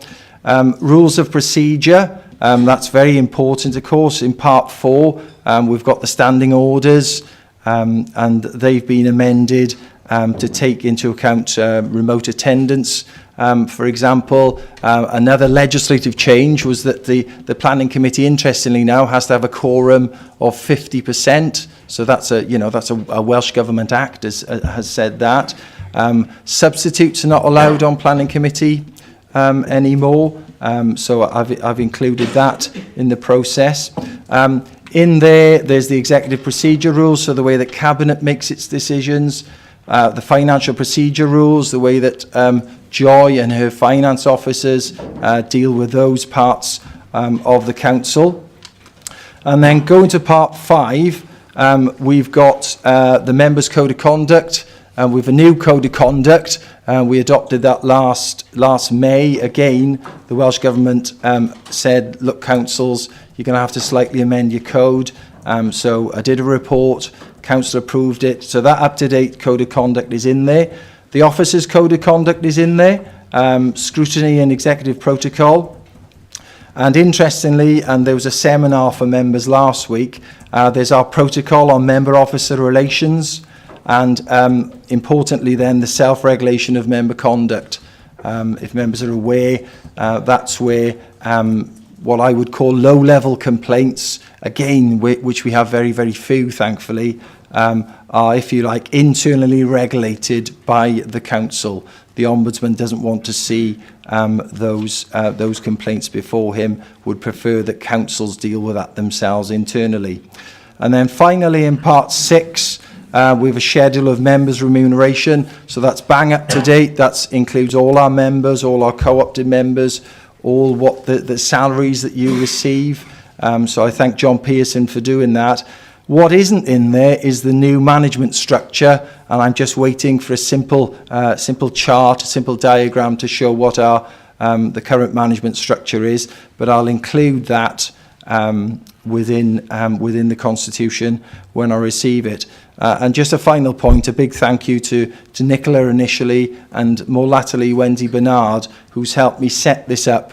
So when we've got sort of future changes to the Constitution, it is what we call a living document. It always changes, frankly. Wendy's been there and has been very, very helpful for me to change that, and we can do that simply. So the Constitution's there. It'll be on the Democratic Services area in the hub, or of the hub, so readily available to anyone. Now, I've given you, sorry, Councillor Petrone, I've given a sort of a quick whistle-stop tour there of what's in the Constitution, and I hope that's been helpful. Thank you. Something else. I want to follow up. Safeguarding whistleblowers, our assurances to you. In your reports to the Standards Committee, do we check or analyse whether we've given appropriate assurances to staff who have given information and not feel victimised or harassed in any kind of way? And what is the procedure if we have uncovered that the staff has been harassed, are in place? Okay, well, again, we must, because again, that's a statutory right. Employees who come forward, who whistleblow, they must be protected. I must admit, I don't know the full details of each case, but I'm sure my HR colleagues obviously will, and I'm sure that assurance has been given to those to those employees. I must admit, I am not aware of a case where someone has whistleblown and then, for example, gone through a disciplinary procedure as a result of that. Councillor Armand Watts. It's really following up on Dimitri's. Dimitri's asked most of the question, really, but I was just kind of curious to find out whether or not, prior to a whistleblowing, any whistleblowing activity within the authority, if there'd been any kind of confidentiality clauses put in place. So, you know, we have obviously very, very, important information that we might want to hold on to, but might be in the public interest and a wider interest of the, I guess, democracy to expose that information. Have there been any kind of confidentiality clauses put in place that might prevent people coming forward? And have we ever attempted retrospectively to get people to sign confidentiality clauses if they have whistleblown? Not that I'm aware of. Really? Okay. Not that I'm aware of. Thank you. Councillor Tony Easton. Thank you, Madam Chair. I don't know who you're referring to when you mention students of constitutions, but I'll take you to page 120 of the Constitution about referring to the Standards Committee. I wasn't aware that it was a time-restricted position for members and community members and other co-opted members. It's now 5 years, or a variation 4 to 6. Was that in the original Constitution, or is that a new addition? Because I wasn't aware that councillors were restricted to, say, 2 terms. Okay. No, that's not new. On the council point, or councillors' point, elected members, they can sit for up to 2 terms. Okay, so it used to be 8 years, but now that the Welsh Government they haven't actually brought that legislation in, I don't think yet, but I'm sure that they are, or proposing to do so. The local government term will now be 5 years rather than 4 years, so that's why I've changed that within that little section there on standards committees. But elected members can only serve for a maximum of 2 terms. Independent members, so those are members of the public, we have 5 that sit on our standards committee. They sit for an initial period of up to 6 years, and ours do, and then they can sit for a further 4 years, so a maximum of 10 years. Councillor Howarth. Chairman, thank you. I'd just like to ask the Cabinet members reference to the format that we have here. We did have a serious issue within the council about reports coming before selects and the timescales, and I was assured that actually that would be amended within the Constitution. Could he advise me when that would be happening, and would it be possible actually to put a G in there today with a motion or an amendment to this, which I probably would get a seconder, reference to reports. We're really frustrated as members, especially in Select. These reports are coming to us so short, and I was advised that actually a constitution change would have to happen. Could he advise us when that would happen, or can we do it today? Thank you. I have referred this to Legal Department previously, and I'd ask Rob Tranter to respond. Sorry, Chair. We're just struggling with you at the back here, Cabinet Member, when you speak. Sorry. I'm not quite sure what the problem is, Councillor Howarth there. So, if you could explain, or perhaps this isn't perhaps the forum to do it, but perhaps we could have some time, and you and the other select committee chairs can raise what the issue is, and perhaps we can then have a look what needs to happen and whether or not the constitution needs to be changed. There are select committee procedure rules within here, and if they're not covering what's happening, or perhaps what is the reality of the situation, officers are not adhering to what's already here, then that's something that members and officers indeed can do without necessarily amending the constitution. But perhaps we can do that outside this chamber, if that's okay with you. Madam Chair, I understand what the issue is. The issue is the timing of the officers' reports and the availability of scrutiny committees to consider those reports before they come to Cabinet. It's a timing issue, which I have raised previously. But I think... Yeah, if I If I could just add to that comment that the Cabinet member has made, I don't think it is a constitutional issue. I accept on occasions there are issues of timing, but fundamentally it's an issue of officer discipline. We've put out in the last couple of weeks some reformatted guidelines for report writing. We've got some training going in. We've got various procedures and protocols about to be put in place. So it is an issue of discipline, which we have reinforced. Obviously, it's very busy. Everybody's busy. There's lots on and lots to do, but it's really important that we maintain that rigour and that discipline, and that's what we've reinforced over the last couple of weeks. And hopefully, as members, you'll see a difference in the new year. Okay, sorry, Chairman. I do accept that, and that's great. I think we should sit down. We will sit down as chairs. We are scrutiny officer with you, Rob, and just have a look at it just in case. Is that fine? Okay, thank you. Okay. Councillor Brown. Thank you, Madam Chairman.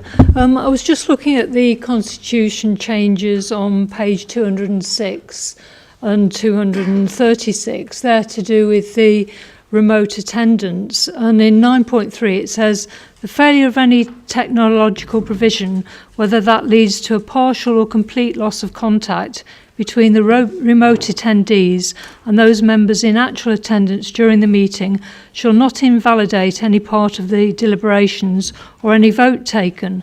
The chair may postpone the meeting if they deem that appropriate.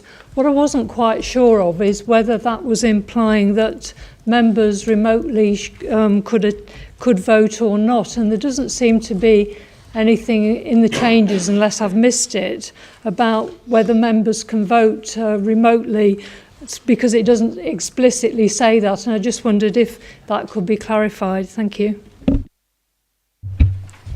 Yeah, thanks, Councillor Brown. Those remote attendance paragraphs are what you as a council approved last month in November. Remote attendees must be able to vote, because that's the whole point of this measure, is that those members who are remotely attending must be in the same situation as those members that are physically in the chamber. So it is absolutely essential that those members are able to vote. What that paragraph 3 does is give the chair quite a lot of discretion as to what happens if, for example, the technology fails. Does that answer your question? Sorry, yeah. I think because it's such an important point, unfortunately, reading that, it doesn't actually fully clarify or explicitly state that remotely that members, and I know it possibly implies it, but I just wondered whether it needed to be revisited again as it's a living document, the Constitution, because I didn't necessarily understand that from reading that section of the amended Constitution, so just wondered if it needed to be looked at again. Thank you. I must admit, Chairman, well, look, I'll be guided by the councillors here, of course. That to me is it's pretty clear that a remote attendee must be able to vote, yes, and should be able to vote. Of course, if that isn't clear, then I'll sort of make a further amendment. But to me, but as I say, I'll be guided by other councillors. It's pretty clear that that remote attendee members must be able to vote. Councillor Linda Guppy. Oh, did you want to come in first, or no? Councillor Linda Guppy. Thank you. And just with clarity, really, regarding the remote, that you've just got 4 days, and I think we assume that that's 4 working days, but I know that there's been problems in the past in clarity, and I'm not quite sure if we need to add in. Thank you.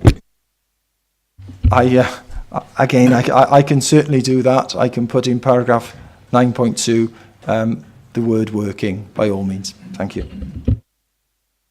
Councillor Roger Harris. Thank you, Madam Chair. Yeah, there's some very important changes in the Constitution that we've got here.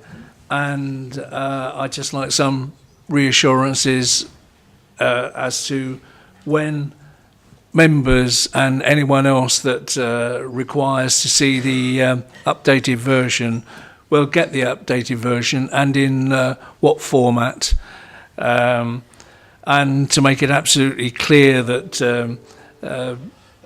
any previous versions are no longer to be used. I think, for example, out there in the library is a very outdated version of the Constitution, and it's important that we all know exactly what we're doing, where we're doing it, and who we're doing it to. So what sort of information we'll receive and how. Thank you, Madam Chair. Want to take that? I was just going to... Is it on? Yeah. I was just going to say, we've already heard from the monitoring officer that the Constitution will be on the hub and accessible on the hub, and it's a living document, and any further amendments, for example, the management structure, will be updated and accessible on the hub. Going back to remote access, I think from normal course of reading it, the man in the Clapham omnibus is going to understand that you can vote remotely. We can play with semantics until the end of the day, but I think from the normal course of reading what the monitoring officer has written implies that you can vote remotely. Councillor David Devey.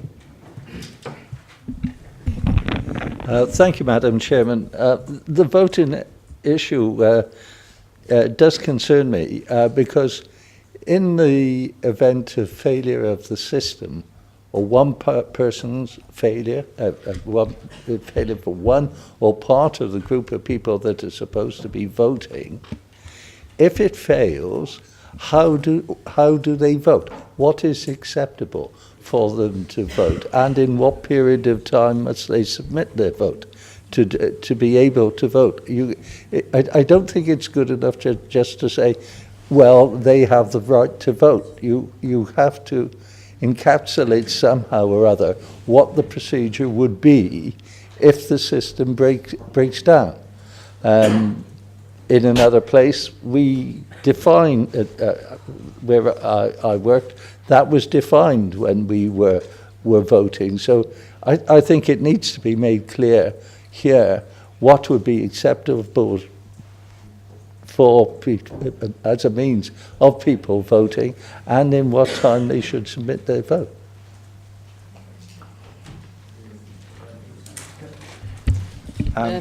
Good cop, bad cop here going on.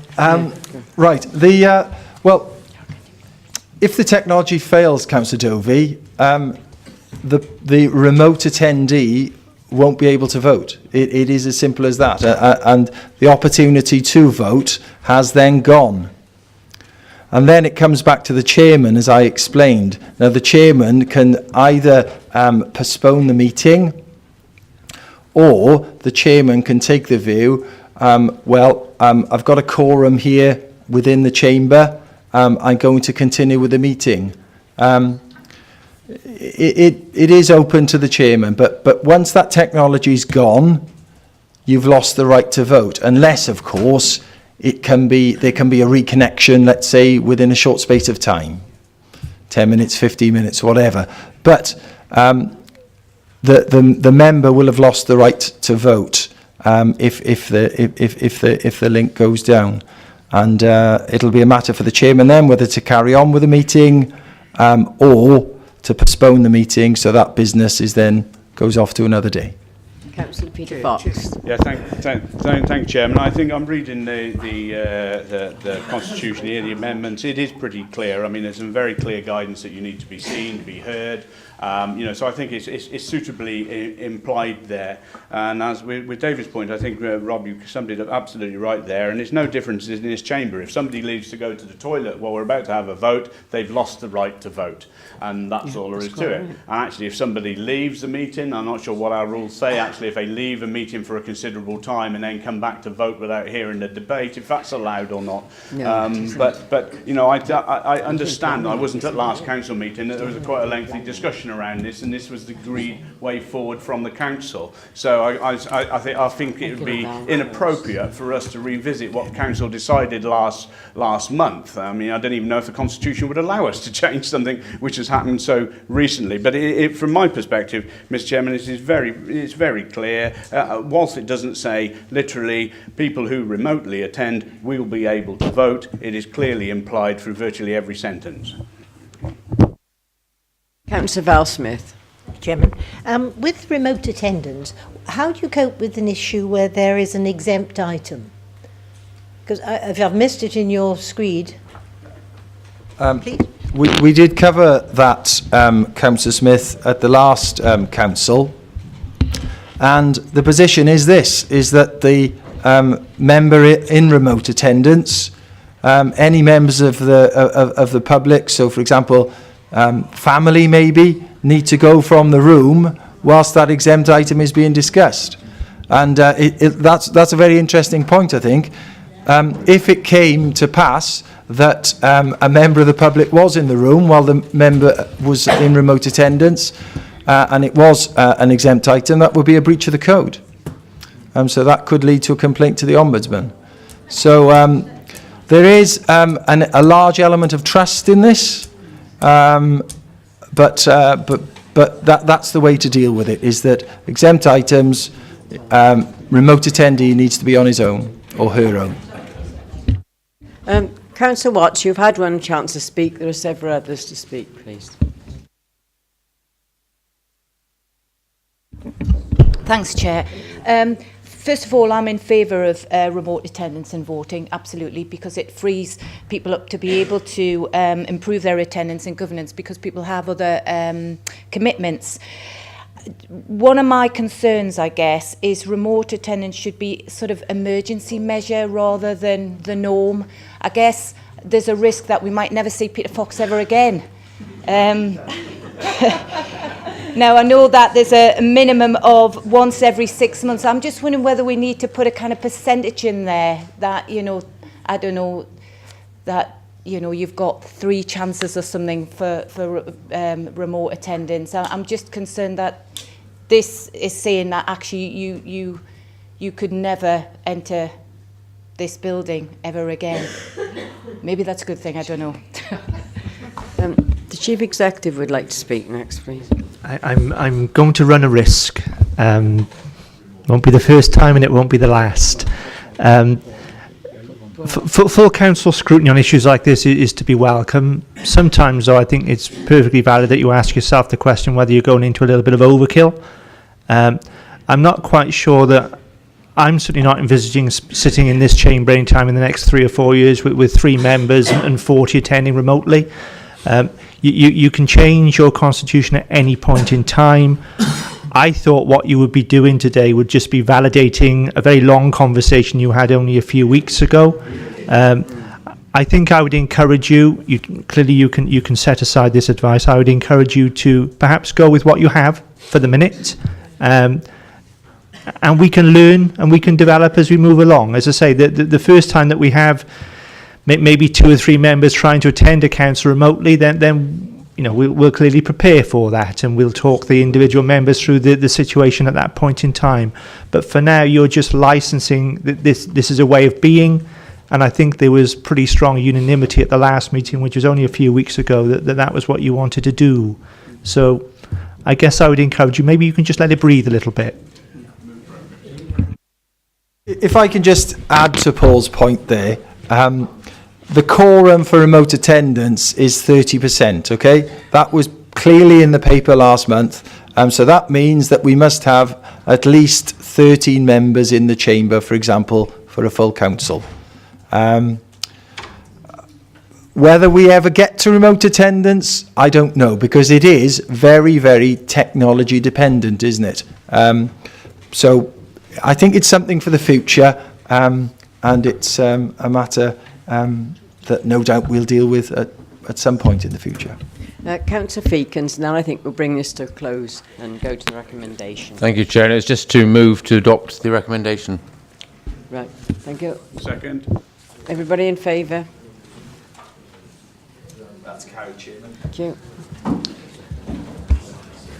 Now go to item 8.1, Councillor Jordan again, Brinicum Area Committee pilot. Thank you, Madam Chairman. If I could first of all indicate that there's a typo in paragraph 3.2 of this report. It should read at the end, business with the council and influencing how services, and then add the words are delivered. Okay?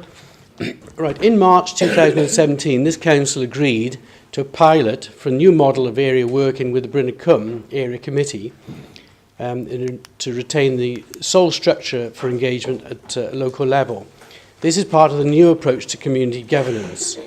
The committee needs to be citizen-focused and to be able to influence the interface between strategic and local decision-making. The council constitution presently only allows voting rights for members of the county council who sit on the committee. To ensure the committee is able to operate inclusively and provide a voice to community and town council members, the committee has discussed and unanimously agreed that it would like to extend voting rights to community and town council members. The committee itself has no decision-making powers and will vote on issues on which the decision will still remain with Cabinet or the County Council in line with the Constitution. The monitoring officer advised that the amendment to the Constitution should be a temporary measure which will be revisited at the end of the pilot period. And the pilot period ends in September 2018, and there will in fact only be 4 Brinicum meetings between now and the end of the pilot. Thank you, Madam Chairman.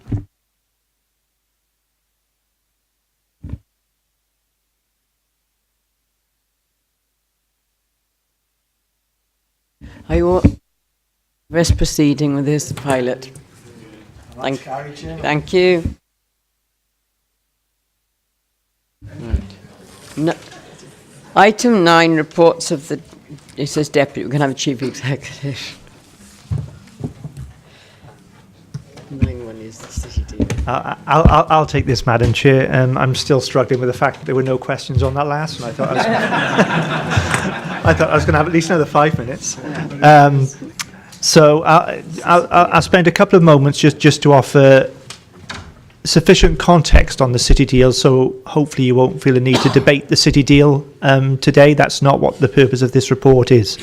So early this year, I think all members will be aware that Monmouthshire, along with the 9 other councils in South East Wales, committed to a 20-year plus partnership and formed the Cardiff Capital City, the Cardiff Capital Region City Deal, which is around a £1.2 billion investment fund made up broadly of £500 million from UK government, £500 million from Wales government, and the remainder from the 10 councils.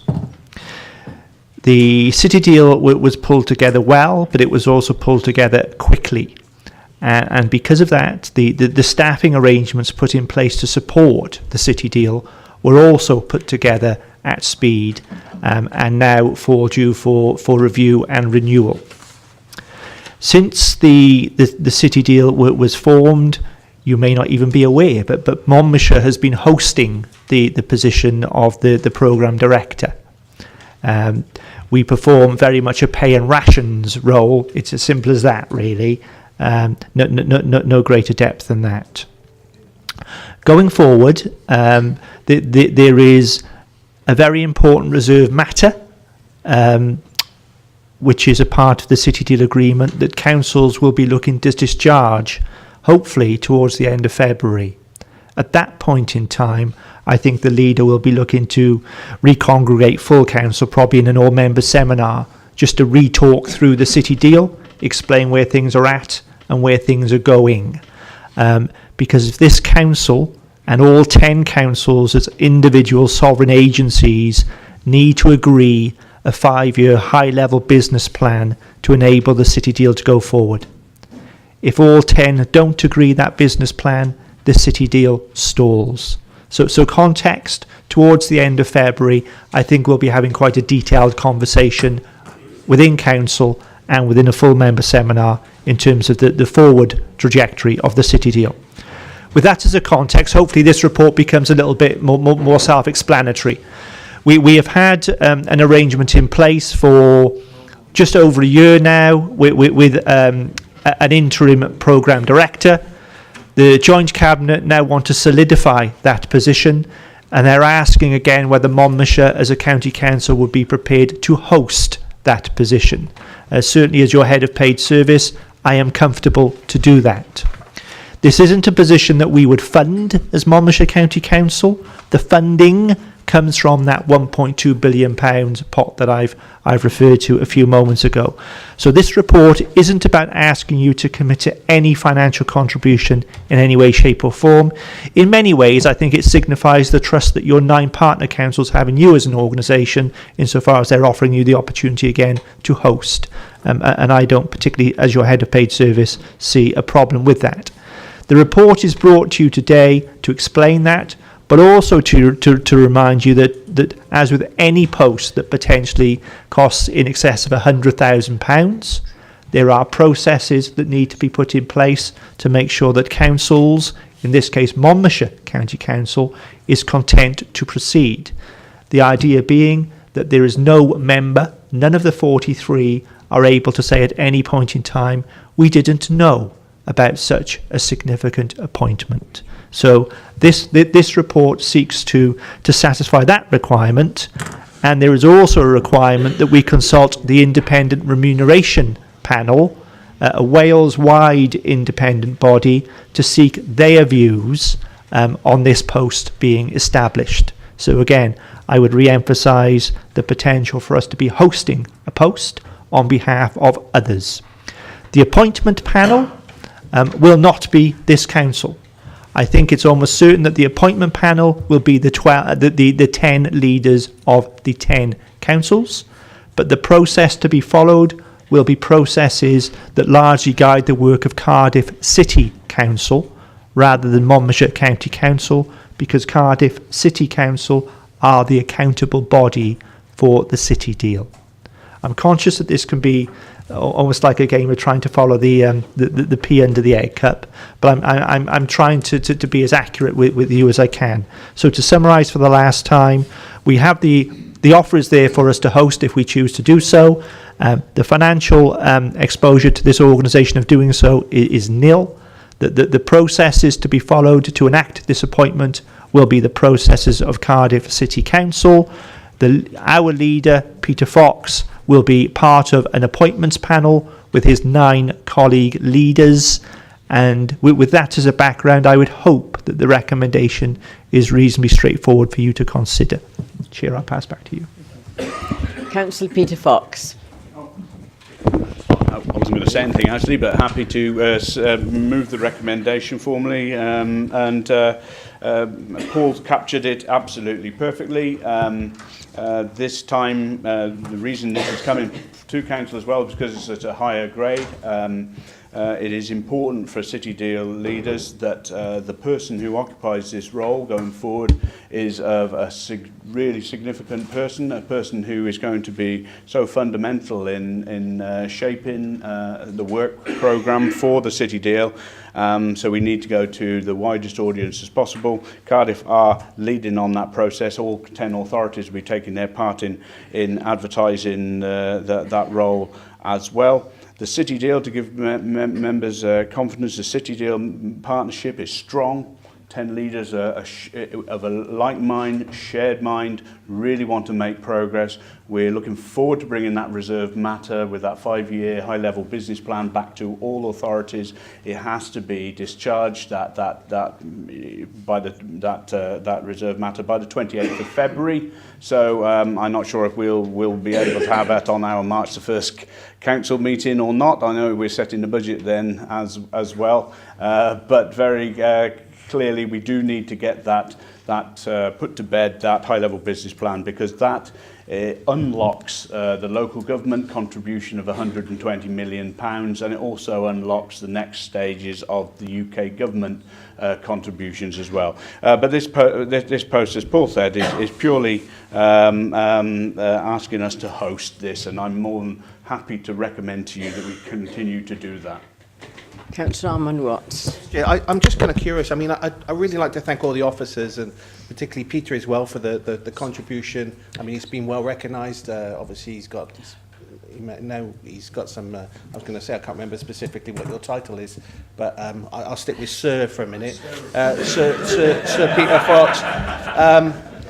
There's recognition for that, and a well done, Peter. But I guess what I'm curious about, and a little bit hesitant, is that whilst I think it's a £1.2 billion deal, and the responsibility of distributing that is huge, it's a significant amount of money. You know, six-figure salary is, no disrespect, but it's kind of what you might get as a chief executive or this authority or some big corporate organisation.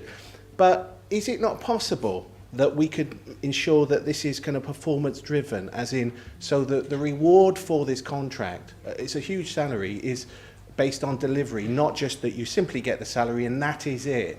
I mean, and you say that it's cost neutral, Paul, but effectively it's coming out the part. So if we can save ourselves some money, there's more money, surely, if I'm being naive, now, please tell me, there's more money to distribute. I'll leave the political points to the politicians. So sorry if my use of the language cost neutral was not accurate. Whenever you spend £1, there is a consequence. That pound is not there to be respent. My point, the point I was trying to make was that if you approve this report today, you are not committing to anything over and above the commitments that this organisation has already made, and that is to be a partner within a 229 billion fund, and our proportion of that in relative terms is about 6.1% of the total. So yes, there is a cost. You spend £100,000, it can't be spent elsewhere. I'll leave Councillor Fox to deal with the point about the remuneration package for this post, because I think that's largely in the political domain rather than the officer domain. Yeah, thank you, Madam Chairman. First of all, the programme office is so important that we have officers there who are at a high enough level, and you're quite right, at a chief exec level, to make sure that our wishes as a cabinet, our decisions are carried through and delivered on, and we can hold them to account. You know, it is not right and proper to share that responsibility just between 10 chief execs who've got 10 authorities to run. It needs somebody specific. This is so important, so fundamental, with certain time gateways which have to be honoured and evaluated every few years, that somebody has to be there leading a very, very important function. And it was members, leaders' view that this needs to be pitched at chief exec level. Because it is so fundamental. But it is a 3-year either contract or secondment if it came from, the person came from within our 10 authorities. You know, what we've had before this council before, and you've already agreed, is a working agreement, and that's how the 10 authorities will move forward. And an assessment framework you've also approved, and you've also approved the financial context of all of this. All of the elements of the programme, of that programme office, and the expectations around governance were all contained in that and have been agreed by the 10 authorities. The only outstanding role that our 10 authorities have to agree is that 5-year high-level business plan. And when that business plan is in place, we expect this new position to make sure that that is delivered against. If I may, Chair, as a supplementary, I specifically, so it's about the delivery. So I take all those things on board. I entirely agree with everything that was said, but surely from a business perspective, if the salary, you talked about delivery of that, shouldn't it be associated with delivery, as in performance and delivery? You know, because it's a significant, and we live in a time, Peter, of austerity. People are going to give it some kind of clear scrutiny, and quite rightfully so. It's taxpayers' money at the end of the day. Shouldn't we be kind of trying to get the best deal for us and for those taxpayers? Okay, thank you. That's helpful because, yes, there will be a joint scrutiny function as well, which will be holding to account all process. You know, the outcomes will be that we expect the projects to be delivered. This is a three-year role, and clearly, if those persons, whoever is in place, wasn't delivering against these objectives, clearly there will be some serious implications. Implications for the wider community. You're right, this is a time of austerity. It's a difficult time for many communities. And actually, that's what the City Deal is about, to try and address some of those challenges, to create some aspiration, some life chances and opportunity across the wider region. And that is why we're trying to do this at pace. That's why we need high caliber people to help us do that at pace. And so it's important. And the various levels of governance to make all of that happen are coming together. We've already got the Cabinet, we've already started working. We need this programme office finished. We have a business organisation which is fundamental to making strong recommendations to the City Deal Cabinet. We also have an evolving, or it will be in place shortly, an economic growth partnership which will market the whole of the region, but it will also be making financial, investment recommendations to the deal and to the Cabinet. And one of the things I must just stress again, because there's so many people across the region still think that we've been given 1.2 billion to distribute. No. That is an old-fashioned grant-based culture which is sadly in the mindset of many local authorities. This is an investment fund. This money will have to draw in an additional minimum of £4 billion extra pounds. So that's how we'll do it. It's been having somebody of the right calibers in all of the various governance levels to create the circumstances and the opportunities which will drive that economic growth. It's not about just chucking money out left, right and centre. We've seen that happen in Wales for so many years and it's done nothing, and that's why we're in the situation we are. This is actually going to be turning things around. So I hear your points about high pay and you know, basically you're saying, could this be done through somebody perhaps in a lower pay? You know, will there be scrutiny? Yes, there will. So there's still things coming together, and hopefully when we do have, and Paul's quite right, I would like to have a seminar ahead of approving a high-level business plan. We can explore and give you some confidence that all of those elements of governance are coming to place. The high-level business plan will make sense and will look like it's going to offer some really strategic opportunity going forward for the region. Councillor Petruni. Yeah. I just want to ask a question about recommendation 2A and the fact there could be a secondment from one of the councils. Could conceivably be one of those applicants be from Monmouthshire County Council, a senior position I would imagine, and what would be the procedure in that event? Could I have some clarity on that? Anybody currently employed doing anything in any of the 10 councils could be a potential candidate. If a candidate came forward from Monmouthshire, they would be in exactly the same position as a candidate that may come forward from any of the other 9 councils. And the appointment process, as I've referenced, would be a Cardiff City Council rules and regs, effectively. But the panel would be 10 leaders. So I think anybody in Monmouthshire would have the same chance as anybody else, should they wish to go forward. In terms of the hosting arrangement, I wouldn't see that it would be any problem or indeed any conflict for us to host on behalf of others an individual that is already on our payroll, because pretty much the hosting role is about pay and rations. It's not about direction. I think one of the significant features I think that the leader referenced about this role in comparison to the role as currently performed by the programme director is that the joint cabinet want this individual to be clearly accountable to the joint cabinet, not to any of the 10 councils or to any of the 10 chief executives, heads of paid service that currently work for those 10 councils. So I don't think this report, Councillor Petruni, disenfranchises anybody from Monmouthshire or indeed anywhere else. Councillor Easton. Oh, you don't. Councillor Simon Howarth, then.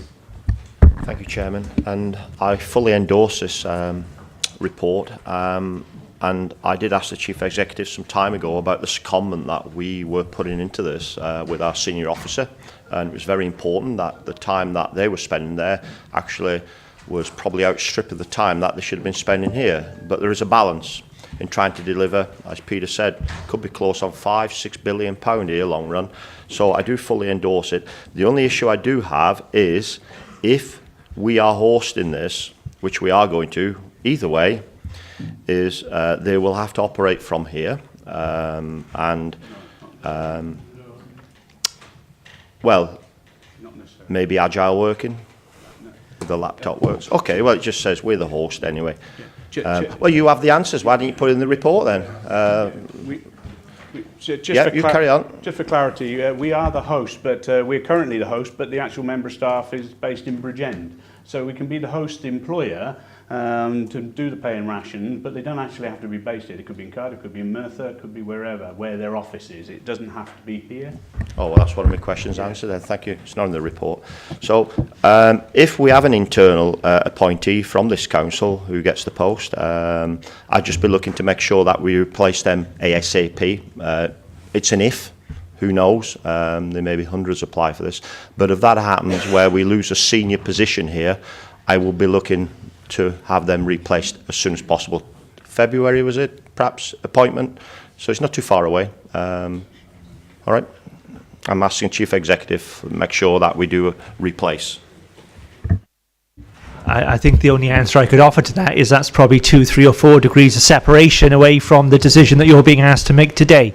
So I'd encourage Council to focus on the recommendation before you, rather than a whole bunch of potentials or what-ifs.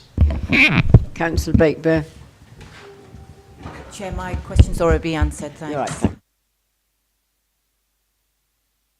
Yeah, no, thank you, Chairman. I won't read through the recommendations there because it's quite considerable. But can I ask members to approve the recommendations highlighted in 2A and B and take those on block? Thank you.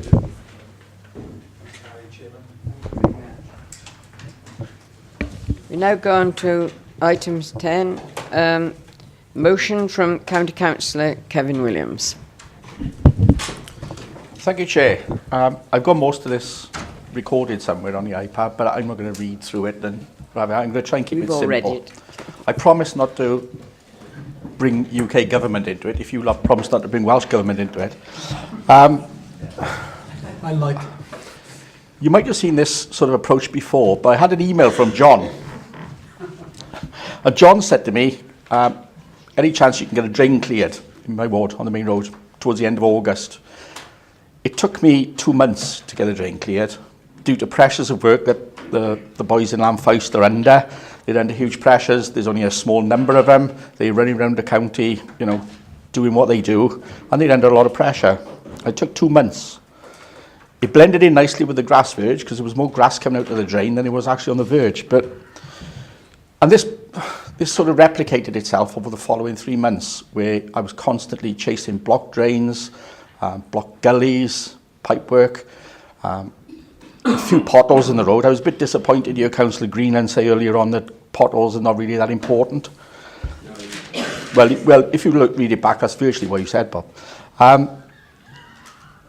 If potholes and things like that are not important, well, yeah, okay, fine. But they were important to the lady in Penabont in Gavilan who actually fell down one night when the street lights were off and broke her ankle. Also, block drains are important too, because a couple in Mill Lane got flooded a couple of years ago where the water gushed down, there was nowhere for it to go, and it just went in through their living room door. So these things are important to people who we represent. And I got thinking, well, okay, I'll have a chat with some of the officers and see what they think. And I've spoken to, quite a few from the street scene, highways. Waste seems to be doing fine. We can employ some more bin men to recycle the glass now from a bin and what have you. That's all going to be fine. But these other guys seem to be under so much pressure that we're sort of passing them by. And I don't smoke, so the 250k didn't come off the back of a fag packet. It came from talking to officers and thinking, well, how many people could we do with? I mean, it's probably about half a dozen. And when you take on costs, pension costs and something, roughly about 30,000, I would say. I mean, no wages, obviously, but when you look at the on costs, you're looking at around 25, 30k per person. So if you took 6, there's about 180. I said around 250 because I wanted to give you some leeway to amend it, Bob. I thought, well, if I say around, I'll give you some room to play. Also, the kit that these guys use, some of it is like antiquated, and it's not really up to the standard of what we should be doing. I spoke to residents in my ward, I spoke to people generally, you know, I've come across it, what do you think?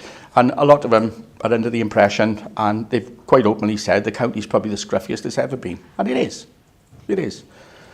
There are signs in a village not too far from where I live that you can't see where they lead into because they're overgrown with weeds, you know. And there's not enough people there to go out and do these things. We're cutting back on verge cutting, we're cutting back on the hedge cutting, we're making policies now to stop us doing tree cutting. We're even now, over the years, we've cut back on gritting. And we have, because Glyn Edmonds, I think, was the one who came in here justifying it to us a couple of years ago about how gritting routes would change and how we wouldn't notice the difference. You know, the guys on the ground are actually working really hard. And this isn't meant to be any sort of political motion. It's just one to try and consider that, you know, let's invest a couple of quid in it. They had the same problem in Torvine, and they said, yeah, okay, agreed, we need to invest in it. And they did. Yeah? What was that? Oh. Torvine invested a few pound in it, and it's reaped rewards. Yeah? So it's not something that I'm just doing for the sake of it and to be smart or anything, but we really are at our lowest ebb in this area. And having spoke to officers and listened to their concerns and listened to the things that they'd like to be able to do, I thought this was quite reasonable. So I'll leave it there for now and give you a chance to, you know, shoot me down in flames and blast me and whatever you want to, really. And then we'll take it from there. Thank you. Councillor Phil Murphy. Yeah, thank you, Chair. Oh, sorry, have you got a seconder? Sorry. Thank you, sorry. I'm always forgetting to get seconders, sorry. Thank you, Chair. And can I just do a little bit of clarifying here? For the benefit of anybody who has read this agenda, the motion suggests that we spend around £250,000 in our streets, scene and highways operation to increase capacity. It doesn't take account of the fact that the total highways budget is actually 3,166,480, and the total waste and street services budget is £6,751,728. I just want to make it quite clear to people outside that we already spend significantly more than 250,000. But clearly this 250,000 is intended to be an additional sum, what we need to do is to look actively at how we can find the funds to increase that particular budget.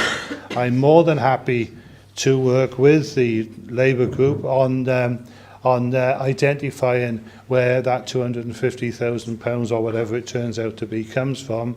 But I would remind everybody in this chamber, not just Councillor Williams, but I would remind everybody that we have made it quite clear that if anybody has any suggestions as to how we may do anything on the budget, they have till the 31st of January to come forward with costed suggestions, indicating where they would anticipate that the money is going to be taken from, because we still have a gap that we are trying to fill. There is no surplus that we can take this from. So I just reiterate, Chair, that I'd be more than happy to enter into discussions with the Labour group or anybody else if they put forward something that we can use by the 31st of January deadline. Councillor Peter Fox. Yeah, thank you, Kevin, for coming forward. And yes, well, when you read it literally, you can see why Phil said what he did, but yeah, we know where you're coming from. I think we all have sympathy with the issues we're facing on roads and potholes and drainage, and you know, I can only admire the staff who were out there flat out, and they demonstrated that wonderfully last week with the cold weather, and now 24/7 clearing the roads and things. And you know, it is a challenge on them, because our expectations on them is to do more and more, yet they've got less and less, and it's hard. And you know, and that's why we want to work closely with our community councils and things to find different ways of perhaps doing things going forward. Sustaining, you know, locally accessible services is one of our priorities. So we've got to find other ways to do this. You know, I'll just pick up on some of what Phil said. You know, it's all well and good bringing forward these things. I mean, we saw 900,000 or £1 million wanted by Labour group the other day for education. Now we're seeing this one today. We'll probably see another motion before the budget with a couple of other things. What I would ask is that the opposition group come together and coordinate your thinking and create an alternative budget. This is what we need. We don't want these ad hoc things thrown in with with good intention and heartfelt, and I understand that, but they need to be thought out. I mean, we spend many months evaluating and analysing figures to try to bring forward sensible and worked out recommendations, and they're not brought forward lightly. But we do need a coordinated approach from opposition if you're going to be putting something forward. So bringing motions, we could all bring motions asking for a few quid for this and asking for a few quid for that, but we have a budget process to deal with this every year, and we'll be doing that on March the 1st. And as Phil has laid down, the opportunity time and time again by the 1st of January, if we can have those conversations, we can understand how we could perhaps increase monies to highways. We'd love to hear the ideas of around that, and would that answer the solution? You know, we heard this morning how services which are short of money are still doing fantastic things. Money isn't always the way to do everything. It's actually how you monitor, how you actually mobilise people or do things in different ways. So that's all I would plea. I know where you're coming from, Kevin. I think there's lots of us would have sympathy with what you're sharing, and we really do. But there's a process to allocate additional monies into things, and that's called the budget. Councillor Bashuni. Yeah. Oh, sorry, I thought switch off when I hear the... just switch off when I hear the nonsense from that side. I was not going to say anything, but here we go. There's a point for the public to be aware, if anyone is watching this, that the Labour group, the first year we heard this, and I believed it, and we put our alternative budget, and we fully costed it, and first year 2012 we did. I was there. I actually did. I stood up and I delivered it. I remember the whole work. So we gave it, and even the independents. I remember you stood up. I think it was 4 individual budgets, but they were budgets. They were budgets. I remember it. I remember because it was a long meeting. I remember it well. But they were all ignored. So I don't want anyone getting any impressions that this is like a heartfelt, warm, genuine request, because we all know it's all nonsense. And we are working on policies, and I know they'll be ignored and taken up the year after. I appreciate that. But I think what Kevin was trying to do legitimately is okay, have a populace about the money. I really don't want to get into the Welsh Government Westminster debate, but it's like getting drains cleared, getting potholes. Like my ward, I think all our wards you could cite examples. And so I think Kevin was just trying to raise the prospect. I think he put the notional figure there to be helpful. Okay, there's budget constraints. No one even denies that. But let's have it fruitful, like a genuine, let's sit down, but not like, oh, budget, you propose it, we'll vote it down and then say thank you. And no, none of that. Like a proper, genuine conversation about, let's get the basics done. Our drains cleared, our potholes filled, and none of this nonsense anymore, please. Do you want to come back to that? Yes. Thank you for letting me come back, Chair. I just want to say again, if people turn up a council tax setting day with alternative budgets that have not been through the evaluation process, have not been costed, have not had equalities, we cannot adopt them. Yes, if they come forward with a good idea, at that debate. We will of course look to use it in a subsequent year. Anybody who's got anything that they want looked at in this budget can come forward by the 31st of January and we'll have that discussion. But turning up on the 1st of March, expecting us to alter the budget, it just can't be done. Councillor Baker first. Well, first of all, in this motion, Kevin, or Councillor Williams, I note at the end the Labour Group and Conservative Administration will take part in meaningful discussion to achieve this. So I note in your motion that you've actively excluded the independents and the Lib Dems from the debate. Bit hurt, bit wounded by that. 'Tis Christmas spirit. 'Tis a Christmas spirit and it's pantomime season. And it seems that the two ugly sisters, Lily Labour and Clarissa Conservatives, have not invited Cinderella to the ball. And just to clarify that analogy, let her obviously, in clarifying that analogy, I do refer to the Independents and Lib Dems as the beautiful, intelligent and kind princess in all of this.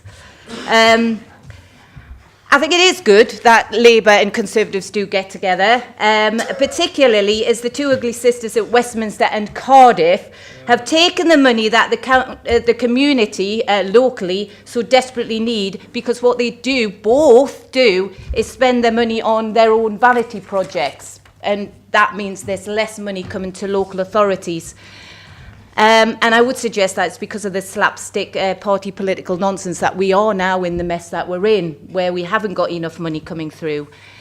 Looking at the rest of the motion, highways budget, you are absolutely right, consistently year after year is cut.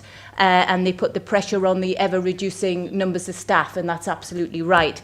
And for that, I think it's good that you've brought it to the table. So definitely I agree with it in principle. We know we're on a hiding to nothing when we put a figure in there, because they'll come back and say where you're going to get it from. But you have put it on there for discussion. We would like to get involved in that discussion. As I say, thanks for raising it, because it is absolutely right. We do need to work out how we're going to safeguard highways, because it is the infrastructure that's in place. And I know we do rely on volunteers, but I'm not suggesting volunteers go around with buckets of hardcore to fill in these potholes. It's supporting it. Yes, I would support it. I guess I would like a little bit more time to look at how much do we need, because I think even 250,000 isn't enough. Councillor Watts. Yes, Chair. I mean, I don't want to get into a debate about potholes, but I mean, we are coming forward with ideas. You'll knock it back. It is almost kind of predictable. We come up with an idea. Oh no, why don't you just come up with the ideas just before the budget so we can steal them off you? You know, that's effectively what it is. But the potholes are so bad, I almost think it's a strategic measure in the event of any invasion. You know, because it would take any invaded army, it would take at least 2 months to get across Monmouthshire to County Hall. It's that bad now, Chair. I mean, literally Thornwell Road on the one side is collapsing now because of the multitude of potholes. And what we do is a kind of cut and fill thing, is we just go along, some fellow will come over with some hardcore, he reversed the wagon, and that'll be it. What we should be doing is strategically looking at relaying some of those roads properly in the springtime, so we don't have to keep doing this. It's a short-term ideology, really, as far as... Sorry, Roger, I know you'll disagree with me, but I think we need to be more strategic in about the way that we service our potholes. There you go. Councillor Val-Smith, please. Thank you, Chairman. I genuinely believe this is an underfunded service. If we look at our infrastructure, if we don't have a decent infrastructure, we are not going to be able to deliver all these services that we want to. Over the years, we've whittled away at the highways budget. The staffing levels have certainly gone down. But I've sat down, I'm sitting here and thinking, being the misery I am, there is a responsibility for the public as well. Because within my community, it's my poor old man who gets out and sweeps up the ground, the clippings when we get the hedge. I've never seen anybody else do that throughout Monmouthshire, quite frankly.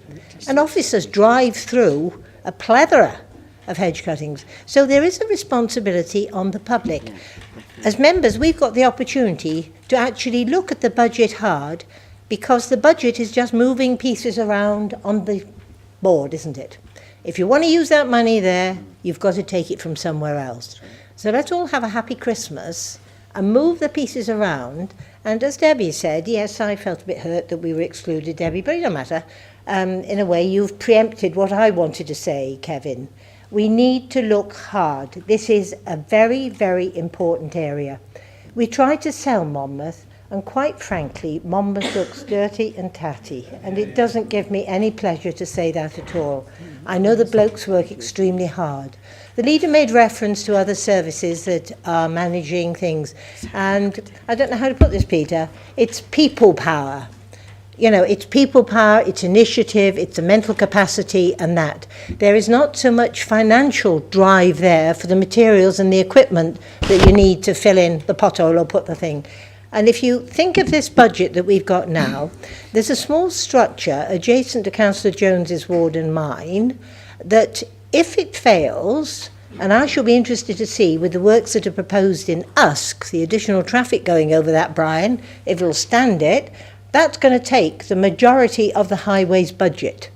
If that bridge fails, we're going to see 2 million plus go straight away. So we do need to think hard as members. And between a lot of us, we should be able to come up with some proposals if we genuinely believe that we need to put money into this system. That's Councillor Jess Becker. Thank you, Chair. I would love to give some alternative budget ideas, but I think that, as we've said, it's moving pieces around the board, and what we need is a sea change in the way that we actually approach doing our business, which is why kicking the ADM down the road has not worked for us, kicking it closer and closer to the budget time, so we can't make use of tech-out structures or changes in procurement to find ways of innovating the way that we supply these services. That has not worked for us. Why are we still dragging our heels on the ADM when it could potentially provide us with the kind of flexibility that we require to make these changes? So, from my point of view, that's been the real villain of the panto, and hopefully I won't lose a shoe when I walk down the stairs now. Oh yes, I will. Thank you.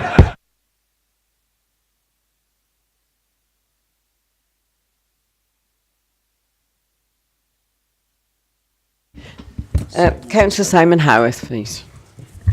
Thank you, Chairman, and thank you for your motion, Kevin. I couldn't care less whether you include the Independents and Liberals, because at the end of the day, we are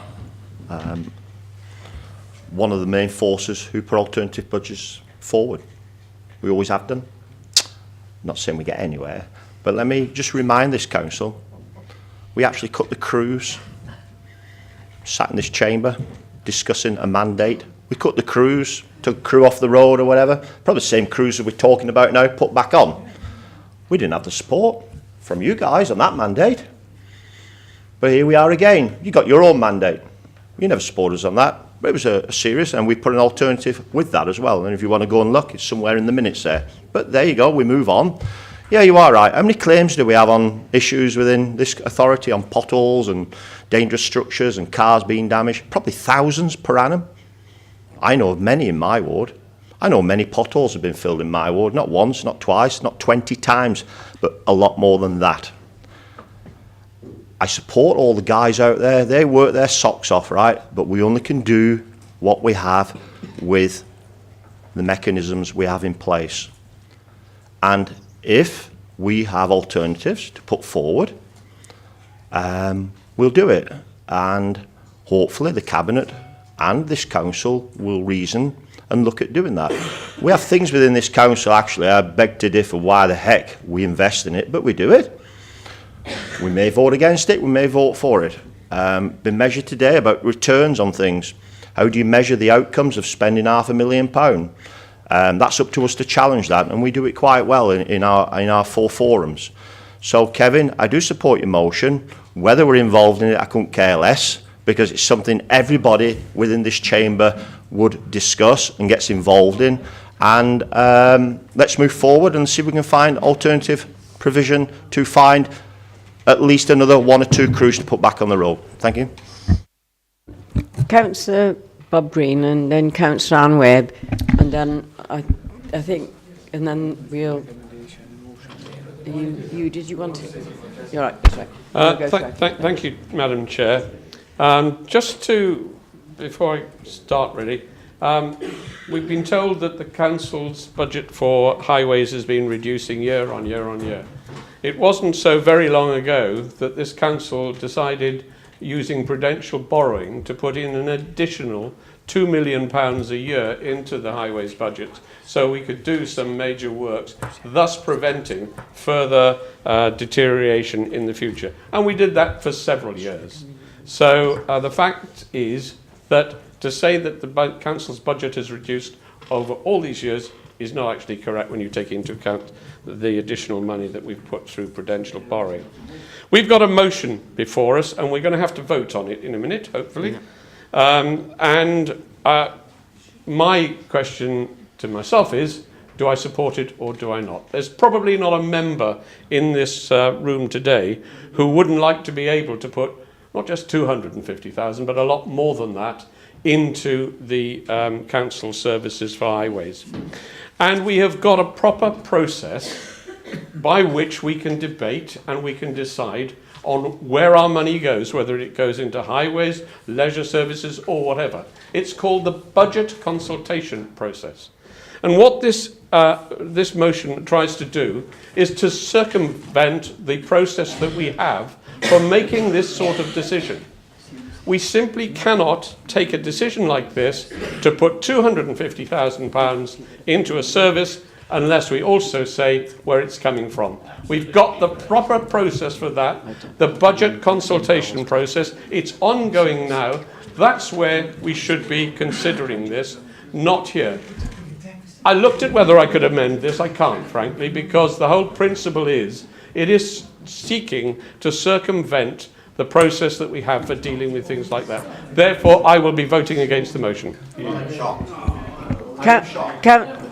Councillor Anne Webb, quick, and then we'll go to the vote now. Thank you very much, Chairman. Thank you. Good afternoon, members, and to those watching via webcasting, thank you. Of course you can. Am I on? I am now. Kevin, yes, we cannot fail to support your proposal, and thank you for putting it forward. I must say that highways, in my way, are exemplary. They actually prioritise the work, and pardon? They prioritise the work in importance, and I think they do a great job. Town and community councils can also contribute. I don't know if you've contacted your town or community council, Kevin. They are not capped. County councils are capped. Town and community councils aren't capped, and I'm sure a little bit from all of our community councils would help tremendously, wouldn't it, Roger?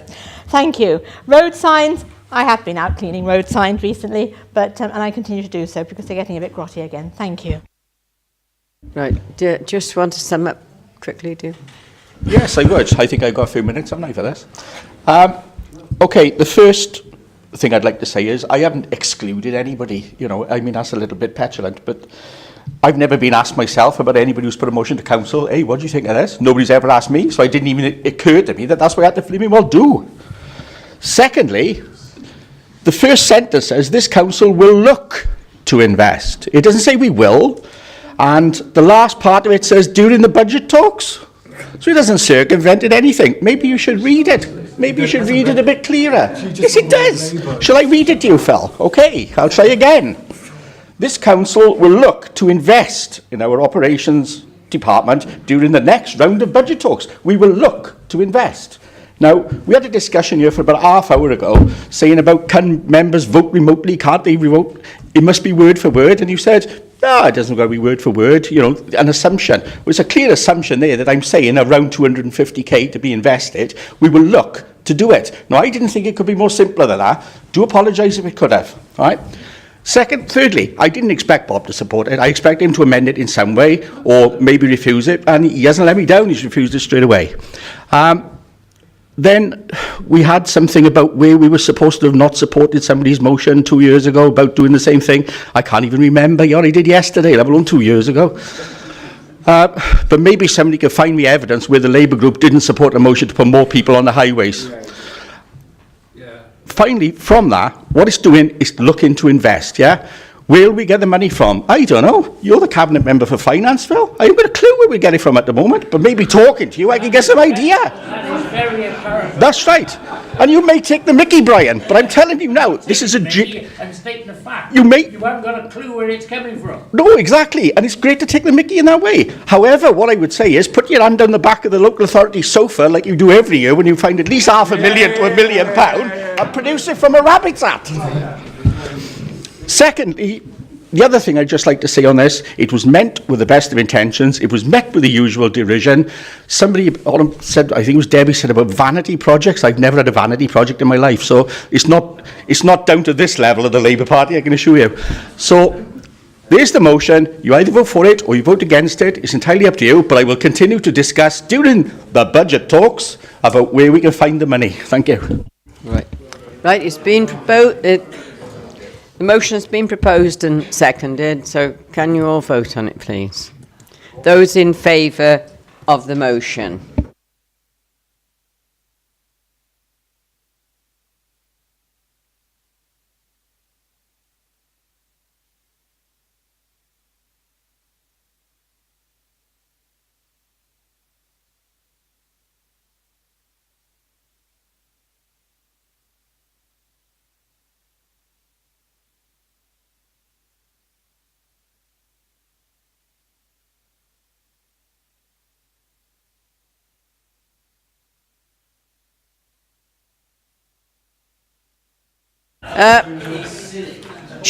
Come on now, quiet. Next motion, please, from Councillor Badruni.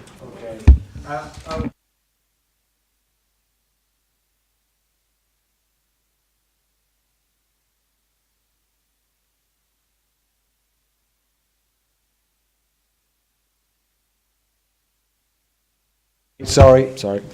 I got a great response from the cabinet member. It's not dig at the cabinet member. It was just after raising that question, we then started to get information from members of the community, politically affiliated and those who are not, saying that this was an issue in Monmouthshire.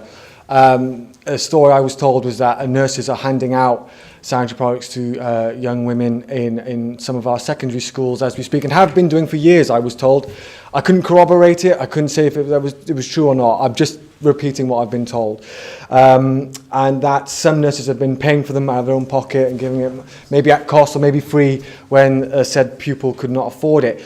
Now, given that, I just felt compelled to put this motion. And I put cross-party. I know you're not a party, but I put cross so that you can see the intention. And I include the Liberals, one big family. Don't abstain, please. Take a stance. To seriously tackle this issue, we're in the 21st century, and we can surely all agree that we should eradicate any sort of form of this poverty in our county. There's various ways of doing it. There's various kind of options that we maybe could discuss beyond this council chamber. Happy to discuss that. The one other thing that was brought to my attention, which I thought was interesting, which I never knew, was apparently we have vending machines in our secondary schools that sell said products well above cost. Obviously, it's a profit. I'm not judging them on that. But should we maybe rethink that policy? I put that up there, selling those kind of products and look at the margins maybe of those costs of those products for young women, because the women we're talking about generally will be families where the money isn't great. So hopefully we can get cross-party consensus on this and try and get rid of this problem in our county. Thank you. Councillor Sarah Jones. Oh, sorry. Have you got seconder, have you? Seconder, yeah. Oh, Councillor David Evans. Right, Sarah. Thank you, Chair, and thanks to Councillor Petrini for bringing this forward. I am going to put an amended motion forward now. I'll read it out first and then I'll explain my reasons for doing so by going through your motion and the reason why I've amended slightly. And just to state firstly, absolutely committed to supporting this agenda and working to eradicate period poverty. So there's no question over that. So my motion, or amended motion rather, is this council will continue to work with schools, food banks and all relevant agencies to ascertain the scale of the need in Monmouthshire, and through working in partnership, we will identify how we can support those that are affected by period poverty. As part of this approach, we will consider the use of sustainable products in the form of reusable and biodegradable products, and this council remains committed to working with all of our partners towards eradicating period poverty in Monmouthshire. So just to run through briefly your motion, Councillor Petrini, and just why I've made is some slight amendments. I've removed the first question about receiving anecdotal evidence. I thought I responded quite comprehensively in my previous answer to you that we had that anecdotal evidence previously. So since you raised that, I spoke to a number of partners, I've spoken to food banks, I've spoken to other agencies, and I am aware of the issue. Although I've got to say the level of the issue is still yet unknown. And I've gone back and trawled through the Assembly's own record of proceedings to see how many times the National Assembly has raised this as an issue. And it's been raised 3 times over the last 12 months. And in response, the Welsh Government Minister at the time confirmed that the Welsh Government themselves have made no assessment over period poverty. So I think that's something we can work with them on, actually. I think that's something why I've highlighted next, that we should be working with all agencies. So your second part of the motion, you talk about working with local comprehensives and food banks. I actually think we need to go further than that. I think we should be working with primary schools. So working with our programmes that we've got in place, our Growing Up programme.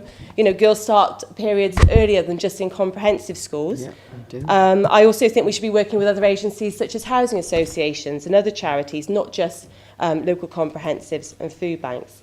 And Councillor Bashoon, you know, I've already been in touch with you about this. I asked for contact details for the charity Wings, so I've been in touch with that charity since your original question. So again, I hope that I'm giving you that confidence I am following up on this issue.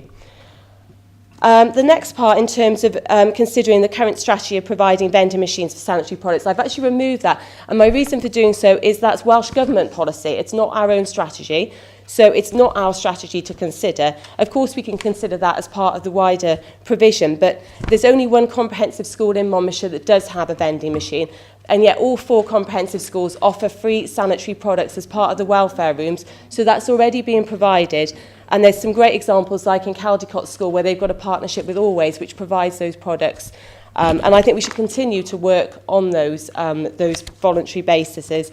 And we can consider the vending machine strategy, but it's a Welsh Government strategy, so I don't believe it belongs in this motion. In terms of the use of the sustainable products, yes, I think we can consider that as part of the wider round. I think that's more of a longer-term aspiration. And again, it's down to individual decision-making within schools and where those products are provided, but we can certainly support our partners on that.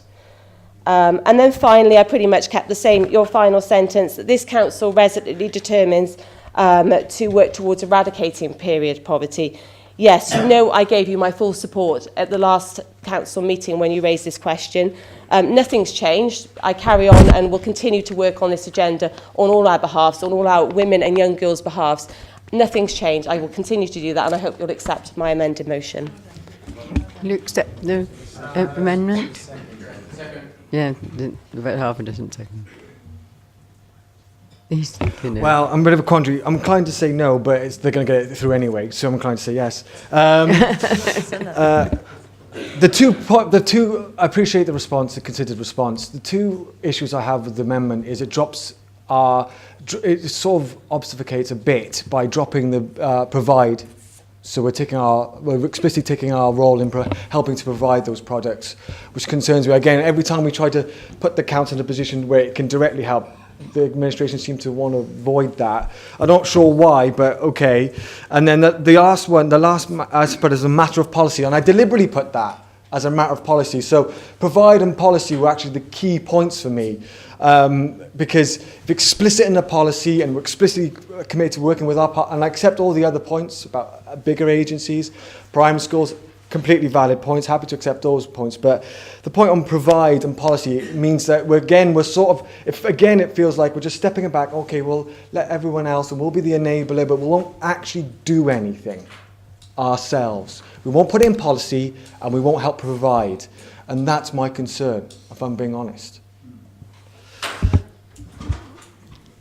I just want to go back to Sarah. Did you say didn't you say you left that provide in your, can you say it again, your amendment? Yeah, no, I said that this council will continue to work with schools, food banks and all relevant agencies to ascertain the scale of the need, and through partnership working we will identify how we can support those.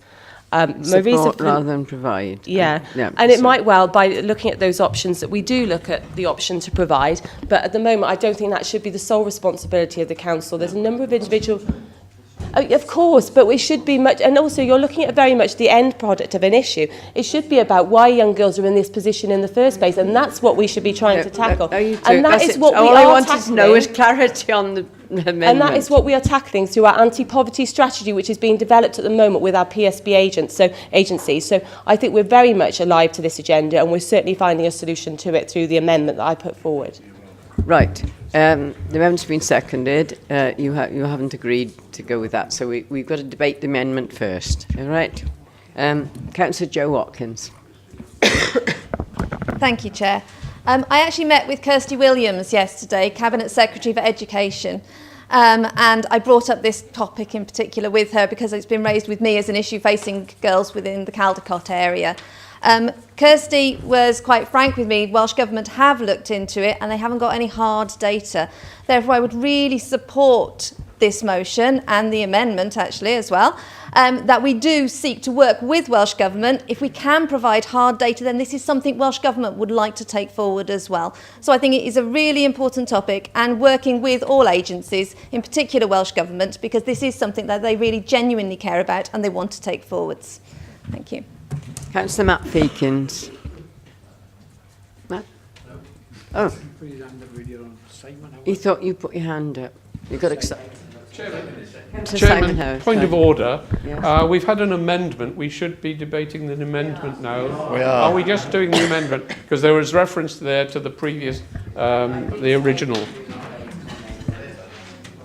Councillor Simon Howard. Yes, thank you, Chairman. I do support Sarah's amendment to the motion.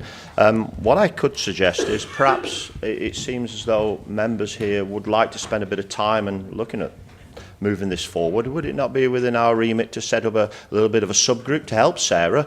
You've put amazing time into the things you do, and you're very thorough, but you only got so much time, and I do believe that people are committed to moving this agenda forward, and it looks like the Welsh Government actually could do with a little bit of help in doing something. So would it be within our remit to set up a bit of a group, 4 or 5 members, to work with Sarah in trying to put something together, because I think it would help and it would drive it forward. We would be the lead in this.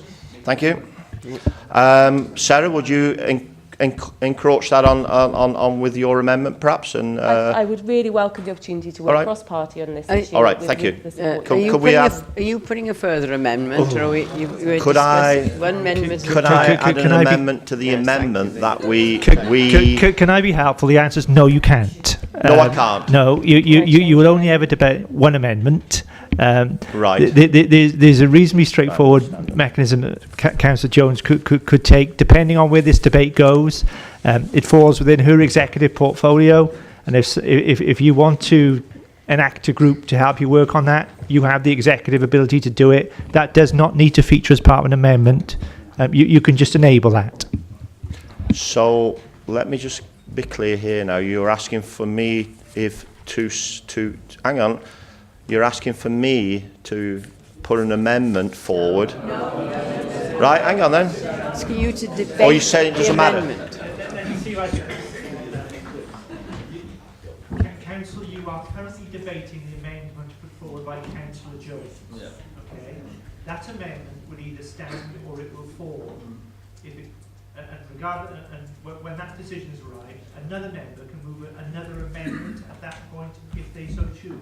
It's not possible to debate 2 amendments at any point in time. Councillor Howard, in terms of your substantive point, I think, which was the potential to enact research on this matter, then Councillor Jones has the ability to convene such a group anyway. That doesn't require council sanction. I think Councillor Jones has indicated that she would welcome doing that. So I think your substantive suggestion is welcome, then can we take it forward? It doesn't need to feature as Chair, I mean, just talking to my colleague, at the end of the day, if you haven't got the money, if your family haven't got, and, you know, bearing in mind that I know Chepstow, 10% of the population are using food bank, you know, the situation every year seems to get, with the austerity programme, seems to get more and more depressing. But in essence, really, I think what I find sad about this whole debate is that suddenly it's become political in it with a small p, or that it's below the surface. And this, other than, why couldn't Sarah come forward to Dimitri and say, look, this is what I'm going to do? Because at the end of the day, I think we all agree on the issue, and I think really what we're trying to do is a bit of brigsmanship, really, and a bit of ego. And I think that, you know, if I'm absolutely honest with, we're only arguing about semantics. But I find it a little bit depressing. Councillor Paul Pavier. Thank you, Madam Chairman. Can I initially thank, the opposition members for bringing forward the substantive motion and substantive issue. I know my colleague, Cabinet Member for Social Justice, is very conscious of the issue, as was suggested at our last council meeting when she responded to the leader of the opposition, but also in how she moved the motion this afternoon.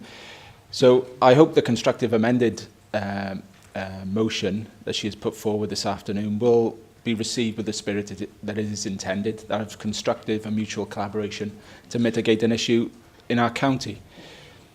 I know there's been national awareness of this issue over recent months, and I have to say I'm surprised that even in 2017 there still seems to be taboo surrounding talking about menstruation, with people still feeling embarrassed or squirmish when it's discussed, when it's actually a very normal and a very natural part of a woman's life. I know as my daughter slowly edges towards puberty, my wife and I will discuss the health and well-being issues around menstruation with her. For us, that is where the starting point of those discussions should start, and then that's supplemented through the curriculum at school. However, I know that some young women may not have the nurturing parental environment or parents who are willing to address this issue because of a lack of interest or a lack of education, or perhaps because they are themselves personally uncomfortable. We as a society need to help those parents past those barriers, I think, because those young people shouldn't feel embarrassed or afraid to ask for support or advice. The figures on period poverty raised by Plan International UK were quite stark, but it's not an issue that can simply be addressed by the levers of local government. Yes, awareness can be raised and local schemes can be adopted. And here I would like to personally pay tribute and credit to Councillors Rachel Garrick and Hilary Beach for being so proactive locally in the south of the county. However, this has to be tackled nationally. I know the Scottish Government are piloting schemes to try and address this issue. Therefore, I would suggest to opposition members to use their leverage with their colleagues in the National Assembly and within Welsh Government to encourage the commissioning of a detailed national assessment and then potentially pilot, fund and implement a national scheme to address this issue. But beyond this particular point, the previous Welsh Government, One Wales Government, pledged in 2010 to fund an individual school nurse for every secondary school in Wales, and that hasn't happened. I know that the beneficial impact that would have, because you only have to look at Bryn Tirion High School in Bridgend, a beacon of best practice, to see the true preventative healthcare in action. To have a school nurse on site every day in a Welsh high school would allow those safe, confidential and discreet discussions about menstruation to happen, not just with pupils but with staff as well. So I'm certainly happy to support the spirit and the motivations behind the opposition motion. I hope that they will accept the new motion from the Cabinet Member. We will do whatever we can as an authority, but I suggest they need to do everything they can to raise the challenge with their colleagues in Cardiff Bay. Thank you. Does anybody else wish to speak on the amendment? Councillor Baker. Thanks, Chair. I'm not sure if you are aware, this time last year I was in Uganda for 2.5 months doing some voluntary work, and one of the things we did was to visit an orphanage of girls, young women. They'd lost their parents to HIV, and we sat with a group of 14-year-olds basically asking them about their life and what we could do to make a difference. Now, these girls have got one dress, they get 1 meal a day, and there's about 10 of them squashed in a room. And we were surprised, I guess, because what they said was once a month we can't attend school. Once a month we feel ashamed, dirty, humiliated. So sanitary towels, if you could get us some sanitary towels. And we were, well, that's amazing. That's all they want. That will make such a difference. So a colleague and myself went through Mbale and we visited every single pharmacist and collected I think we just took all of the reusable sanitary towels in that area and some knickers, and we went back and we were able to give 4 sanitary towels and a pair of knickers to 30 young people. Sustainable, so we thought at least for 12 months, maybe 18 months, they will have their independence and their dignity back. That's Uganda, third world country. I have to be honest, until I heard it on the BBC and your motion coming forward, I hadn't really registered it was a problem here in a first world country, and that is horrifying. It's horrifying we've got food banks, that we need food banks. Thank God we have got them, but it's horrifying that we do need them. When looking at statistics, I think it's 1 in 10 girls, again, I was horrified by this, 1 in 10 girls have been unable to afford sanitary wear in the UK. Now, I don't know what the problem is here in Monmouthshire. I suspect there is a problem because, as you know, there are areas of poverty, pockets of poverty in our area. It doesn't help, actually, that the government has a tampon tax, a 5% tampon tax. That doesn't help. I think that should be got rid of. And I would look towards Sarah Jones's motion because I think she's right. It's got to be strategic. I would like to know what the data is and have a strategic approach to deal with it. And you're absolutely right. I want to know why the heck we've got girls and women in positions where they can't afford to buy sanitary wear. So I would definitely support the amendment. Thank you, Councillor Petrini, for bringing it in the first place to look at. And I think collaborative working, maybe a group to put a strategy together. And it might be that in the end we have to put some money forward as well. But there must be, as I say, getting to the roots of the problem. I think if nobody else to speak, we'll go for the vote on the amendment. You were seconded, weren't you? Yeah, yes. Yes, right. Yes, Councillor Feekins. Right. All those in favour of the amendment, please show.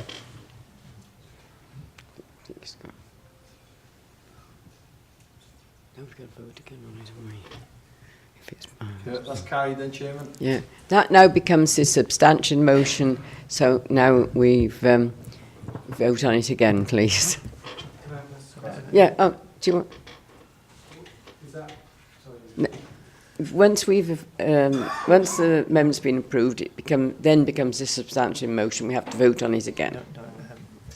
Hear the council as well, and why I've abstained is we're kicking it down the line, and so while we wait and go through that strategic approach, and I've heard that phrase so many times, we won't be looking actively ourselves to do something now, putting it in policy platform. So we'll have our lovely subgroups. We'll go and sit there and we'll talk about it. We'll talk about why poverty exists for about 3 or 4 months. And then maybe we might consider doing something directly ourselves eventually. We'll obviously vote for the substantive motion because at least it's something, but it's just deeply disappointing.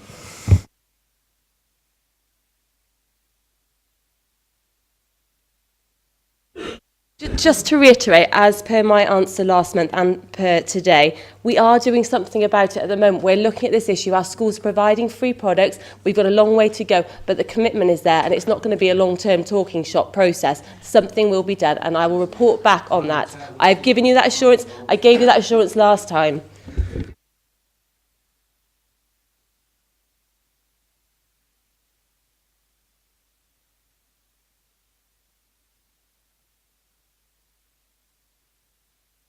We now go to members' questions, and the first one is from County Councillor Woodhouse to County Councillor Richard John. Thank you, Chair. Can I ask our Cabinet Member for Education about the effects on Monmouthshire schools of the Welsh Assembly Government's cuts to the Education Improvement Grant? Thank you.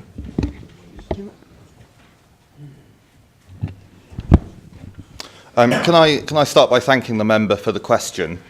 The Education Improvement Grant is distributed to schools through the Education Consortia, so here it's the EAS. And that money is used for a wide variety of very valuable school improvement activity.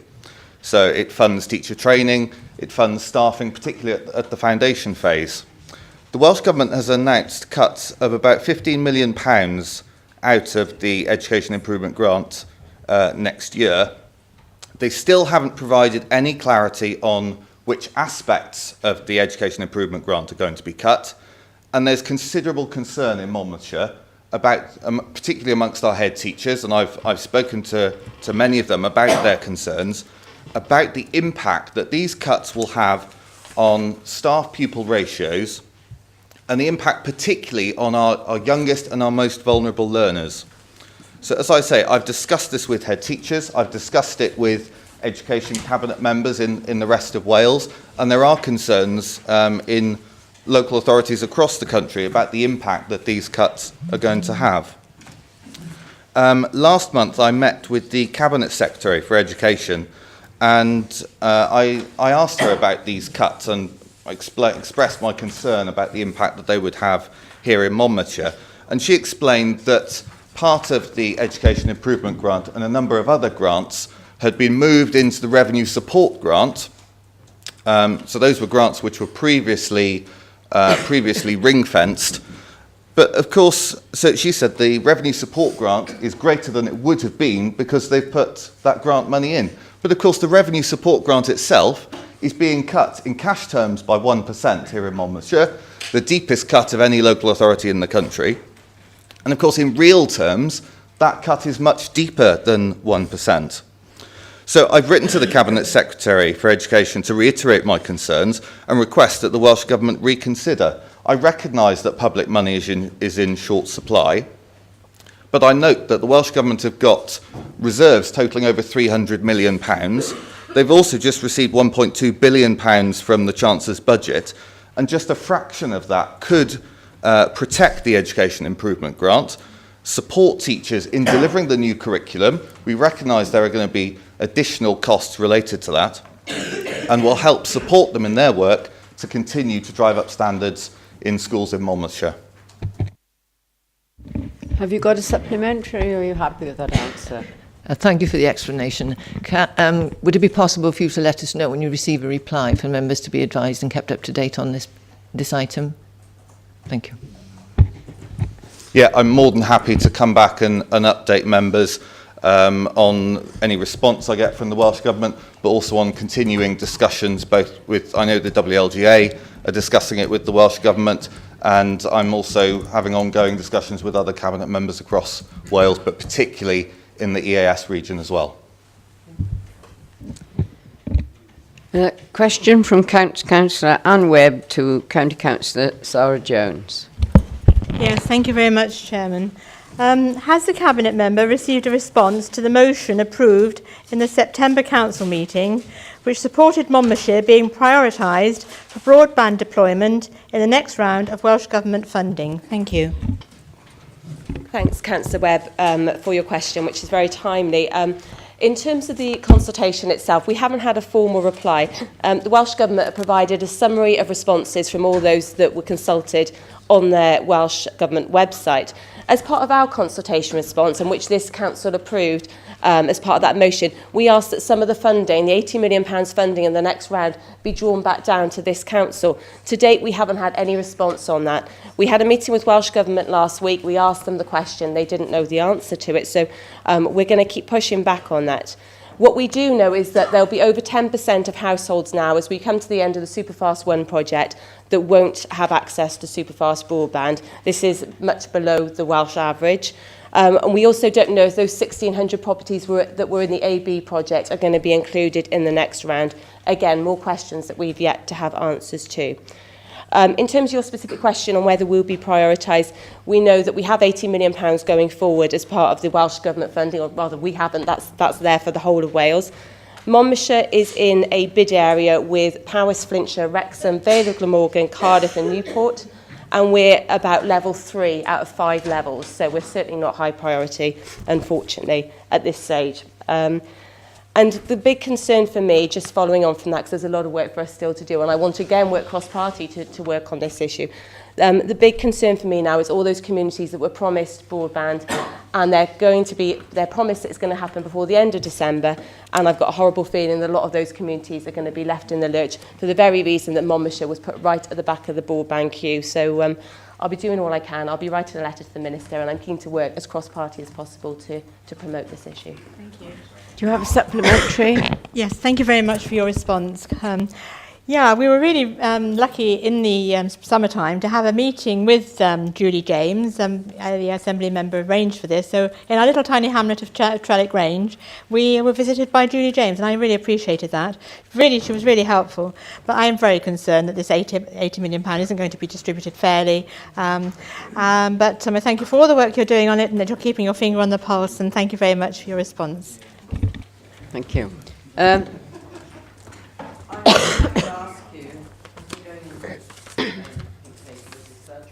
Ask you if you happen to exclude the press and public from the meeting from now on. Move. Do you turn the